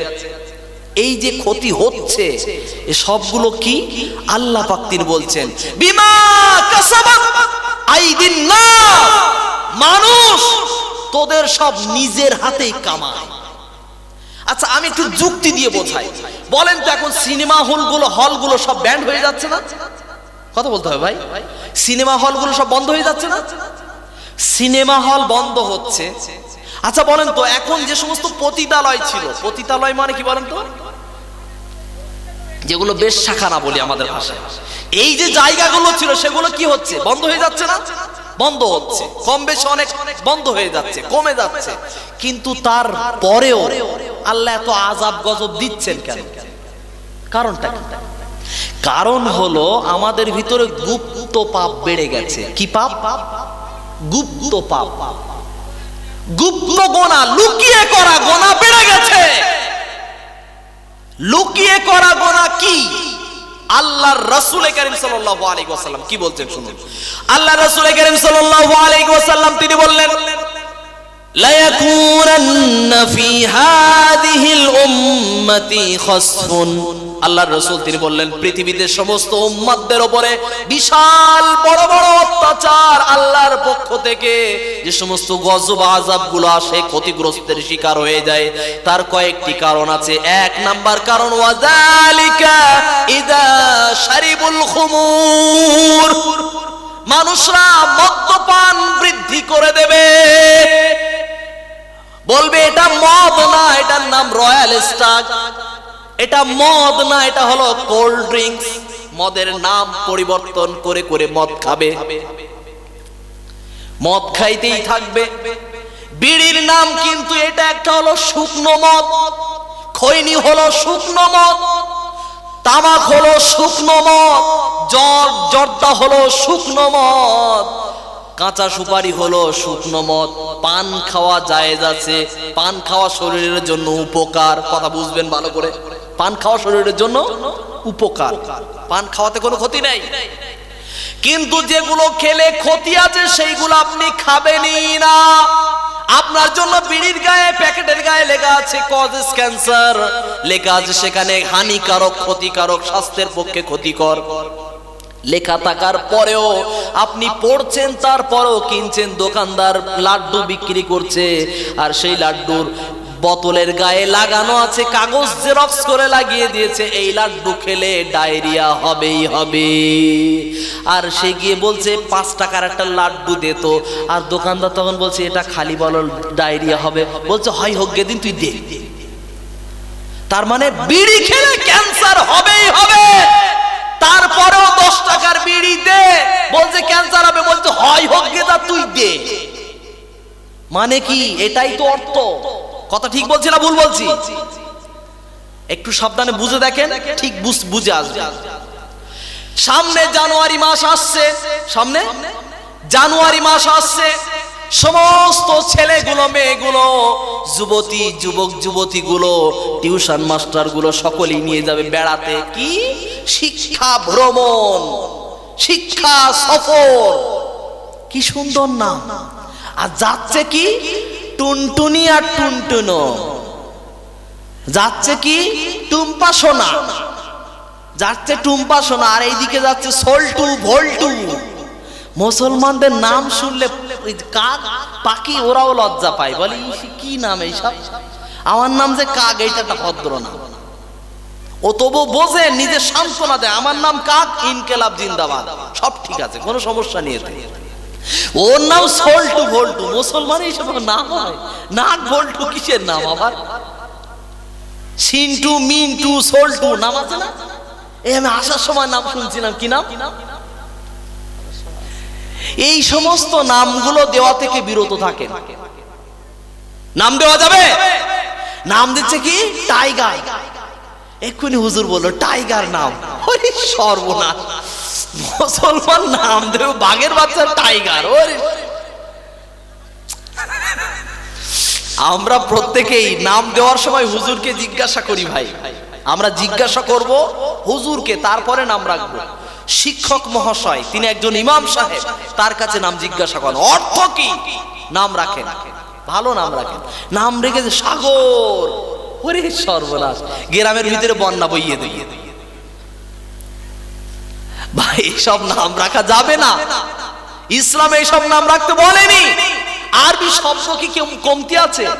হাদিসের এত শব্দ কমতি আছে? বলছে কোরআনে নাম আছে। আমার মেয়ের নাম কি? আলাম তারা। কি নাম? আলাম তারা। আচ্ছা, আলাম তারা মানে কি? তুমি কি দেখেছো? এটার অর্থ এইটা। কি দেখেছো? এটা কি অর্থ? আমি যে গ্রামে থাকি, মাদ্রাসা তো ওই গ্রামে একটা বাচ্চার নাম আমার কাছে পড়তে আসে, আমার ছাত্রী, তার নাম আলাম তারা। আমি বাস্তবতা বলছি ভাই, আমি না দেখে কিচ্ছু বলছি না। একটা কথাও যদি মিথ্যা কথা বলি, এইখান থেকেই আমি জীবনে কোনোদিন ওয়াজ করবো না ইনশাআল্লাহ। এটা আমার চ্যালেঞ্জ থাকলো, একটা কথাও মিথ্যা বলছি না, ফালতু বকছি না আমি। আল্লাহ পাক রব্বুল আলামিন তিনি বললেন তোমাদের সবই হাতের কামাই, যত অন্যায় কাজ করবে, অশ্লীল করবে, যত রকম কি করবে, মদ পান করবে, এই মদের নামগুলোকে পরিবর্তন করে দেবে গাঁজা। শোনো মুমিন মুসলমানো, করি আমি নিবেদন, এ দুনিয়া ফানা হবে সবই জানো না। শোনো মুমিন মুসলমানো, করি আমি নিবেদন, এ দুনিয়া ফানা হবে জেনে জানো না। আর যারা গাঁজা খায় এই গানটাকে আর উল্টে দিয়েছে, কি শোনো মুমিন মুসলমানো, করি আমি নিবেদন, আখিরাতে সবই পাইবা গাঁজা পাইবা না। মানে পৃথিবীতে যতক্ষণ বেঁচে রয়েছি গাঁজা খা, কবরে গেলে আর পাবি না। মরে গেলে গাঁজা পাওয়া যাবে, জান্নাতে গাঁজা পাওয়া যাবে, জাহান্নামে পাওয়া যাবে। বলছে এখানে যত পারিস গিলে নে, ওখানে পাবি না, খেয়ে নে যত পারিস। আমি বলছি মদের নাম পরিবর্তন করে করে খাবে মুসলমানরা। অন্য ধর্মের কথা বাদ দেন, নিজেকে পরিবর্তন করেন। নিজেই পরিবর্তন হয়নি, অন্য ধর্মকে কি পরিবর্তন করব? আমি তো ঠিক হইনি, আমার পরিবারই ঠিক হয়নি, কি করে ঠিক হবে? ভাই যারা আওয়াজ করছেন, আওয়াজ বন্ধ করেন। এখানে অশান্তি হচ্ছে, নিজেদের ভিতরে একটা যে শান্তি বজায় আছে এইটাকে একরকম ভাবে বিশৃঙ্খলা মনে হচ্ছে। এইখান থেকে আসার পথ আছে, এখান থেকে সামনে বসে যান, খুব সুন্দর সুন্দর জায়গা আছে এখানে। এরা সবাই বসে বলতে চাঙ্গা, কোলে এসে বসু, কিচ্ছু বলবো না, আসো। আর আপনারা পেছনে দেড়িকেই রয়েছেন, ওরা মনে হয় ঘোড়াদের দলের, হ্যাঁ ঘোড়াদের সঙ্গে থেকে থেকে মনে হয় ওরা মনে হয় ঘোড়ার মতো দাঁড়ানো অভ্যাস হয়ে গেছে। আল্লাহ পাক রব্বুল আলামিন আর রাসূল কারীম সাল্লাল্লাহু আলাইহি ওয়াসাল্লাম তিনি বললেন মদ পান করবে, এই মদ পান করা বেড়ে যাবে। দুই নাম্বার কারণ দেখিয়ে দিলেন আল্লাহর রাসূল, ওয়াত্তাখাযু ওয়াল কাইনাত, বিশাল নাচ গান বেড়ে যাবে। এই আজকের এই দেখে এলাম, আজকের এই আস্তে আস্তে দেখছিলাম বেলেঘাটা এলাকা, গোলাবাড়ি এলাকার বুকে, বারাসাতের এলাকার বুকে বেলেঘাটা একটা জায়গা আছে, বেলিয়াঘাটা, সেইখানে হাই স্কুলের পাশে রক্তদান শিবির হয়েছে। মহৎ কাজ, অনেক ভালো কাজ। সন্ধ্যেবেলা হচ্ছে ড্যান্স হাঙ্গামা, পুরো পাক্কা মুসলমান এলাকা। কি এলাকা? মুসলমান না হুজুর, ভালো করে শোনেন, মুসলমান না। মুসলমান হলো ভালো শব্দ, যে আল্লাহর কাছে নিজেকে সমর্পণ করে দেয়, সে হলো মুসলমান। আর মুসলমান মানে কিচ্ছু মানবে না, সব বাদ দেবো, মুছে মানবো, এইটা মানবো না, ওইটা মানবো, ওইটা বাদ দেবো, ওইটা মানবো, ফাঁকা করে মানবো। আল্লাহ পাক রব্বুল আলামিন আপনাকে জিজ্ঞাসা করে দিলেন কি হবে আপনার জন্য? সব কিছু আপনি কি করেছেন? নিজের জীবনের ভিতরে গান, নাচ গান বাড়িয়ে দিয়েছেন। মুসলমান বর্তমান সময়ে রক্তদান শিবির করবে, পিকনিকের নামে নাচ গান করবে, একেবারে ডান্স করতে করতে যাচ্ছে, সেইখানে একেবারে এমন ডিজে বাজাচ্ছে কবরস্থান ভেঙে ফেটে যাচ্ছে। এরা হলো মুসলমান, এরা জানে গান হারাম, তারপরেও শুনবে। ওরে হুজুর বলতে বলুক, হুজুরির কাজ তো বলবে, হুজুর আঙ্গা কাজ আমরা করি, হুজুরির কাজ হুজুর করুক, জীবনেও জান্নাত পাবি না, মরে গেলি তো পাবি না, জান্নাতের গন্ধও পাবি না। এই কথা বললে বেঈমান হয়ে যাবে, কথা ঠিক না? আলেম উলামার কথা যদি আপনি এইভাবে যদি তিরস্কার করেন, আপনি এইভাবেই যদি ছোটখাটো করে দেন, তুচ্ছ তাচ্ছিল্য করেন, আল উলামা ওয়ারাসাতুল আম্বিয়া, নবীদের উত্তরসূরি আলেম সম্প্রদায়, আর আলেম সম্প্রদায়ের এই তুচ্ছ তাচ্ছিল্য করবেন, আল্লাহ আপনাকে মুসলমান রাখবে, বেঈমান হয়ে মরা লাগবে। আলেম সম্প্রদায়ের পিছনে লেগো না। আলেমকে যদি মনে করো আমি আলেম হতে পারি নাই, তাহলে আলেমকে ভালোবাসো। যদি আলেমকে ভালো নাই, ওই সুযোগ যদি না হয়ে ওঠে, ছাত্র হও, এটাও যদি হওয়ার সুযোগ না হয়, মহব্বত করো, আলেমের সান্নিধ্য অর্জন করো, এতে জীবন পরিবর্তন আসবে। কি সৎসঙ্গ স্বর্গে বাস, অসৎসঙ্গ নরকে বাস। আমাদের প্রবাদ আছে না এরকম? তো সৎসঙ্গ স্বর্গবাস মানে হলো সৎ মানুষের সঙ্গে ওঠা বসা করবেন, আপনার জীবন পজিটিভ আসবে, জীবনের ভিতরে ভালো কিছু আসবে, ভালো ভালো পরামর্শ পাবেন, ভালো ভালো পদর উন্নতি ঘটবে, ভালো ভালো কিছু জীবনের ভিতরে উন্নতি ঘটাতে পারবেন। আর খারাপ লোকের সঙ্গে মিশবেন, মদ খাইয়ে মাতাল করে রাস্তায় ফেলে রেখে। তাই বলছি পিকনিক করবেন না, পিকনিক করবেন খাওয়া দাওয়া, শুধুই খাওয়া দাওয়া। হুজুররাও পিকনিক করেন না, পিকনিক শব্দ ইউজ করবেন না, কথা বুঝবেন? পিকনিক শব্দ ইউজ করবেন না। আজকে আমাদের খাওয়া দাওয়ার অনুষ্ঠান করা যাবে কি যাবে না? হ্যাঁ করা যাবে, কোনো সমস্যা নেই। শেষ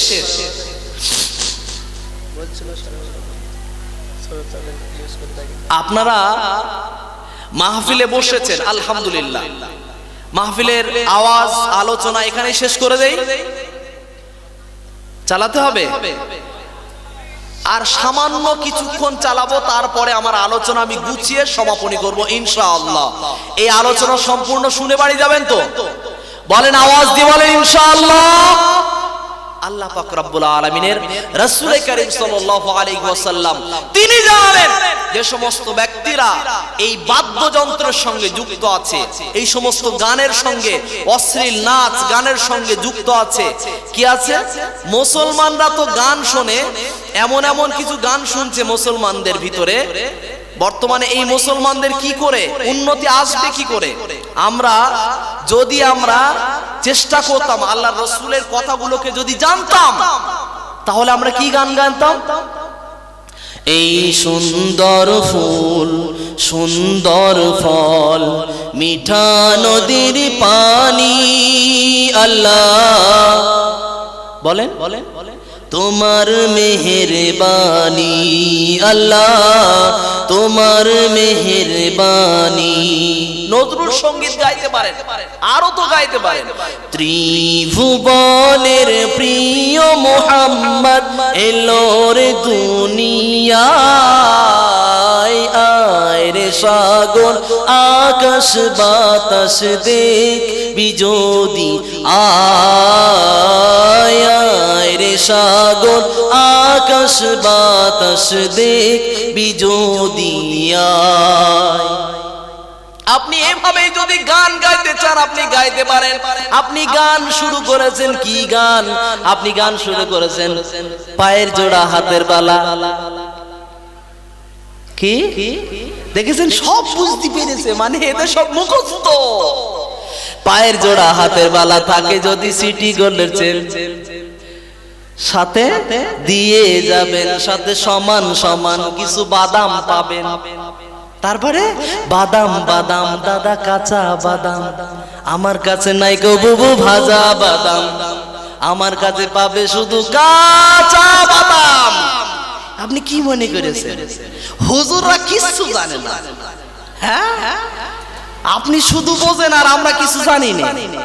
আল্লাহর রাসূল কারীম বলতে বলেছেন গান একদিন মাটির ভেতরে হবে ঘর। আমার সঙ্গে একটু বলেন না, রে মোহন আমার কেন বাঁধো দালান ঘর, রে মোহন আমার কেন বাঁধো দালান ঘর। আপনি জীবন গড়বেন না, তার ভিতরে গান বলেন, কিন্তু এগুলো বলেন, এগুলো নজরুল সঙ্গীত। এই গানগুলো আপনি বলেন না, ভালো কিছু বলেন। যা তা উদ্ভট ওই টুম্পা সোনা, কিসের গান ওই সব? এসবগুলো বলার প্রয়োজন নাই। আমরা ভালো কিছু চাই, সব সময় আমাদের জীবনকে ভালো দিয়ে আমরা ভরপুর করতে চাই।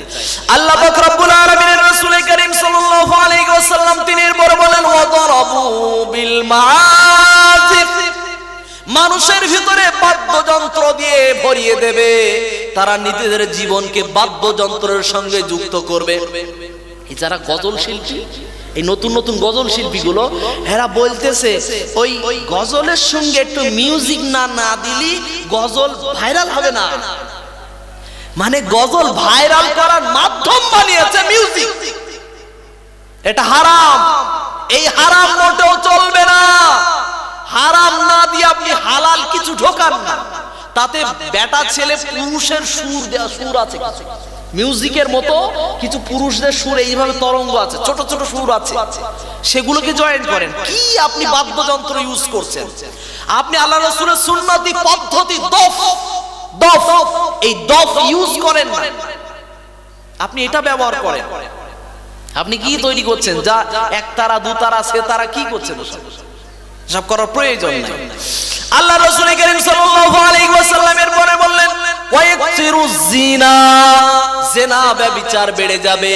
জিনা ব্যভিচার যখন বেড়ে যাবে, জিনা ব্যভিচার আমরা মনে করছি শুধু ধর্ষণ, না, এটা কি জিনা ব্যভিচার বলে না, এটা তো অত্যাচার। ধর্ষণ মানে কি? এটা অত্যাচার। ধর্ষণে জিনা ব্যভিচার বলে না। জিনা ব্যভিচার হলো রাতের আধারে পরকিয়া করা, এটা হলো জিনা করা।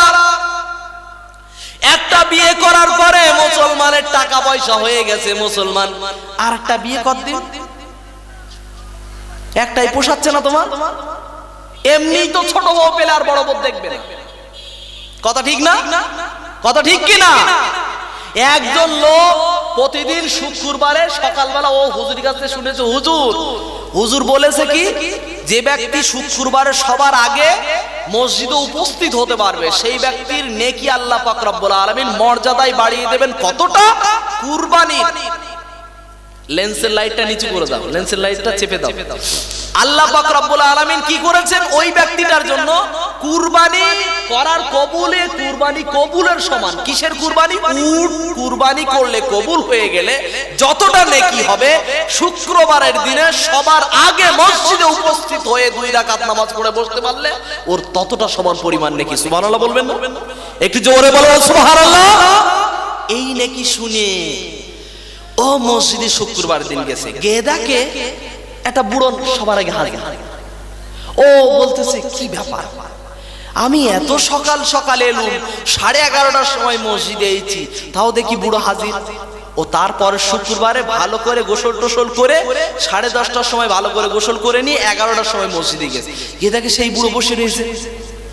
সর্বনাশ, এই কোন শুক্রবারই তো পেতিস নে। তারপরে শুক্রবার বলতে যে এইবার আর কোন রকম সুযোগ হবেই না, 10টার সময় গিয়ে হাজির হয়েছে, কিন্তু সেই বুড়ো তখনও বসে রয়েছে। তারপরে শুক্রবার বলতেছে এবার আর 1 ঘন্টা আগে যাবে। কতক্ষণ? 1 ঘন্টা আগে যাবে। ও 1 ঘন্টা আগে সেই 9টার সময় গিয়ে দেখে সেই বুড়ো তখনও বসে রয়েছে। ওরা সুযোগই হয় না, বলছে কুরবানি তোমার নেকি লোবো কখন? তো ওই বুড়োর কাছে জিজ্ঞেস করতেছে, বলছে ভাই এই যে তুমি প্রতি শুক্রবারে সবার আগে এসতেছো কিভাবে? বলছে তুমি পদ্ধতি শিখে লোবা। তা বলছে হ্যাঁ বলেন। তা বলছে পারবি তো? হ্যাঁ পারবো। এই নেকি নেওয়ার জন্য যা করতে হয় তাই কর। বলছে তুই এক কাজ কর, তুই শুক্রবারে আসতে পারিস আর না পারিস, তুই এক কাজ কর, আর একটা বিয়ে কর, আর একটা বিয়ে কর। বলছে তোর বউ রয়েছে? বলছে হ্যাঁ আছে, ছেলে পিলে বলছে 4-5টা। তুই আর একটা বিয়ে কর। বিয়ে করেছে, 2 শুক্রবার গিয়েছে, মোটামুটি 1 মাস যাওয়ার পরে ওই বুড়ো দাদু হঠাৎ করে এসে জিজ্ঞাসা করতেছে, বলছে এই তুই এত সকাল সকাল মসজিদে কেন? বলছে ওরে তুই যে বলিনি 2টো বিয়ে কর, 2টো বউ এত হ্যাকচা হেইয়মারি করতেছে, আমার আর বাড়ি দাঁড়ানোর জায়গা নেই। মানে 2 বোর চাপে পড়ে এত সমস্যায় পড়ে গেছে, ও আর বাড়ি টেকতে পারে না। ফজরের নামাজ পড়ে চা খেয়েই মসজিদে চলে গেছে, আর বাড়ি যায়নি। ও পান্তাও খায়নি, ভাতও খায়নি, শুক্রবারই নামাজ পড়ে তাই বাড়ি বাড়ি। বলছে 2 বিয়ে করবি? মদ্দালক 2 বিয়ে করা স্বাদ মিটিয়ে দেবে। মেয়ে লোকেরাই জানে স্বামী কিভাবে জব্দ করতে হয়, ওরাই জানে। মা বোনরা বলছে উনি সরল, হুজুর আঙ্গা পক্ষেই বলতেছে, এইবার তো হবে। মিনছে তুমি বিয়ে করিয়ে দেখো, কত ধানের কত চাল দেখকে দেবো। বলে না 16 কলা, 16 কলা কি 18 কলা দেখকে দেবো। কি মনে করো তুমি বিয়ে করবা? হ্যাঁ, আমার 3-4টে মেয়ে রয়েছে, টাকা ভবিষ্যৎ না করে তুমি বিয়ে করতে গেছো। এই যে কথাগুলো বলে, আচ্ছা ভবিষ্যতের দায়িত্ব কার হাতে? আমি দ্বিতীয় বিবাহ করতে নিষেধ করি নাই, আমার বলার উদ্দেশ্য যদি ইনসাফ না করতে পারেন বিয়ে করতে যাওয়ার দরকার। কথা ঠিক না? ইনসাফ করতে পারতে হবে, তবেই দ্বিতীয় বিয়ে করেন। আর প্রথম বউকে জানাতে হবে, অনুমতি নিতে হয় না। আমাদের সমাজে একটা প্রচলিত কথা আছে, হুজুরদের মুখ থেকেই প্রচলিত আছে কি, প্রথম বিয়ে করার পর দ্বিতীয় বিয়ে করতে গেলে প্রথম বউয়ের কাছ থেকে অনুমতি নিতে হবে। ধারণা ভুল, ব্যাখ্যা ভুল, মিথ্যা কথা, এটা হাদিসের কথা না, এটা দেশের আইন। ভারতবর্ষের এটা কি আইন, বাংলাদেশ আর ভারতবর্ষের এটা আইন, এটা বিধান, এটা কোরআন হাদিসের নিয়ম না। প্রথম বউকে জানাতে হবে, শুধু প্রথম বউকে না, মা বাবা 14 গোষ্ঠী যতজন আছে সকলকেই জানিয়ে লিগ্যাল ভাবে বিয়ে করতে হবে। আর বর্তমান সময় এদিক সেদিক প্রেম করতে গিয়ে, দেখা করতে গিয়ে ধরা পড়ে গেছে, বলছে আমি তো ওর বিয়ে করেছি, মানে 2 বছর 3 বছর হয়ে বিয়ে করেছে, কেউ জানেই না। এ বিয়ে ইসলাম জায়েজ বলেনি, এ বিয়ে ইসলামে সমর্থন করে না, এটা হারাম বিয়ে। যদিও বিয়ে হয়ে যাবে কিন্তু এই পদ্ধতি হারাম। আল্লাহ পাক রব্বুল আলামিন আমাদের সকলকে সুস্থ মতে পথে চলার তৌফিক দান, সকলে বলি আমিন। জেনা করা বন্ধ করেন, পরকিয়া করা বন্ধ করেন। বিবাহের পূর্বে যুবক ভাইরা, যুবতী বোনেরা, আপনাদেরকে সাবধান করছে, প্রেম প্রীতি করা, লাইন করা বন্ধ করেন। আমার এটা বুক করা রয়েছে, তা তোমার কিসের কি বুক করা? লোক ট্রেনের টিকিট বুক করে রিজার্ভেশনের জন্য, এই এরোপ্লেন বিমানের টিকিট বুক করে সিট পাওয়ার জন্য, আর এরা মেয়েদেরকে বুক করিয়ে রাখে। বলছে আমার বুক করা রয়েছে, একটা ব্রেকআপ করেছে আর একটা হাতে রয়েছে, একটা ছেড়ে গেছে আর একটা হাতে রয়েছে, বলছে ওইটা গেলে তো এটা মন খারাপ হয়ে যাবে, এটাও ধরে রেখেছে। ছি ছি ছি ছি ছি ছি ছি। আবার বাংলাদেশে কয়দিন এরকম সংবাদ উঠে এসেছিল, প্রতিবাদ করছে, বলছে একজন একটা প্রেম ছাড়া আর একটাও করতে পারবে না, পারবে না, মানে একজন ছেলে একটাই প্রেম করতে হবে, আর কারোর সঙ্গে সম্পর্ক রাখতে পারবে না। ইনি আবার আন্দোলন। জি জি জি জি, কি দেশ! এই হলো বাঙালি জাতিরা। আমাদের পশ্চিম বাংলার বুকেও এরকম হবে, শুধু বাংলাদেশে বলে নাকি, সব জায়গায় অশ্লীলতা আসছে। আমি বলতে যাচ্ছি জেনা ব্যভিচার বন্ধ করতে হবে, তবেই ভূমিকম্প হওয়া বন্ধ হবে। যা ঘটার তা ঘটেই যাবে, তাকে তো ফিরানো যাবে না। গজব আমাদের হাতের কামাই, মহামারী আমাদের পাওনা। যা ঘটার তা ঘটেই যাবে, তাকে তো ফিরানো যাবে না। গজব আমাদের হাতের কামাই, মহামারী আমাদের পাওনা। আমরা প্রত্যেকেই গুনাহ করা, অন্যায় করা, অশ্লীলতা, এই 4টি যে সাবধান বাণী দিলাম, নাম্বার 1 মদ খাওয়া বন্ধ করতে হবে। নাম্বার 2 আমাদেরকে বন্ধ করা লাগবে নাচ গান, অশ্লীল যত কিছু আছে সবগুলো বন্ধ করা লাগবে। নাম্বার 3 বাদ্যযন্ত্র, মিউজিক গুলোকে নিজের জীবন থেকে হটাতে হবে। মোবাইলের ভিতরে যত গান আছে ডাউনলোড করা, যত গান আছে সার্চ লিস্টে, ইউটিউব সার্চ করলে সাথে সাথে আপনার সামনে গান বের হয়ে আসে, এই সবগুলোকে রিমুভ করতে হবে, বাদ দিতে হবে। জীবন থেকে কাঁচা বাদাম হটাতে হবে। ভালো বাদাম আনেন, ওই সব নে কি হবে, ভালো কিছু আনেন। আপনার জীবনের ভিতরে সমস্ত জেনাগুলোকে বন্ধ করতে হবে। সমস্ত অভিভাবক, অভিভাবিকা যারা আছেন তাদের উদ্দেশ্য বলছি, ছেলের বয়স হয়েছে 18 বছর পেরিয়ে গেছে, যদি অশ্লীল জেনা, ব্যভিচার, প্রেম প্রীতিতে যদি জড়িয়ে থাকে, তাহলে তাদেরকে ওই জেনা বন্ধ করার জন্য তাদেরকে বিবাহ দেন, যত শীঘ্রই বিবাহ দেন। আপনি বলছেন এস্টাবলিশ হয়নি, আপনার ছেলে পায়ে দাঁড়ায়নি, নিজের পায়ে দাঁড়ায়নি, কার পায়ে দাঁড়িয়ে গেছে? নিজের পায়ে দাঁড়ায়নি। এসব ঠাট্টা বিদ্রুপ বাদ দেন। ছেলেকে অশ্লীল কাজ থেকে বন্ধ করার জন্য, চরিত্রবান বানানোর জন্য তার গলায় লম্বা চুল দিয়ে দেন, ও সাইজ হয়ে যাবে, এমনি সাইজ হয়ে যাবে, ও ভালো হয়ে যাবে। এটাই রাস্তা, এটাই রাসূলের সুন্নাত। মেয়েদেরকে যদি বলেন আপনার মেয়েকে পড়াশোনা করাবো, করান, আপত্তি নাই। যদি ভালো অবস্থায় থাকে ভালো কথা, যদি ভালো না থাকে ওই রূপশ্রীর টাকা, কন্যাশ্রীর টাকার লোভে পড়ে মাত্র 50,000 টাকা দিচ্ছে বলে ওই লোভে পড়ে যদি মনে করেন আমার মেয়ে যতদিন 18 বছর না হবে ও প্রেম করে, যা করে করুক গে, যা পরে গেবে দোবা না, এই কথা বলবেন না। আপনার মান সম্মান দেখবেন কোন দিন কবরের তলায় চলে গেছে, তখন বুঝবেন যে ওই জেদ করে বসে থাকার জ্বালা কি। আমি মেয়ে বড় হলেই, ছেলে বড় হলেই বিয়ে দিতে বলিনি, খেয়াল করে শুনবেন, ছেলে মেয়ে বড় হলেই আমি বিয়ে দিতে বাধ্য করিনি, আমি উপদেশ দিতে এসেছি, পরামর্শ দিতে এসেছি এটাই যে আপনার সন্তান বড় হয়েছে, এই বড় হওয়ার কারণে শয়তানের ধোকায় পড়ে, জ্বালায় পড়ে, সে যৌবনের তাড়নায় পড়ে শয়তানের ফাঁদে পা দিয়েছে, সে জেনার পথে পা বাড়িয়েছে, অন্যায়ের পথে অশ্লীলতার পথে পা বাড়িয়েছে। সুতরাং ওকে সাবধানতার পথে, ভালো পথে আনতে তাকে বিবাহ দেন, সৎ সতী মেয়ে, সতী ছেলে, সৎ ছেলে তৈরি হয়ে যাবে। সুবহানাল্লাহ বলবেন না? আল্লাহ পাক রব্বুল আলামিন আমাদের সকলকে ভালো মতে পথে চলার বলার তৌফিক দান করেন, সকলে পড়ি আমিন। এতক্ষণ যে আলোচনাগুলো শুনলেন, এই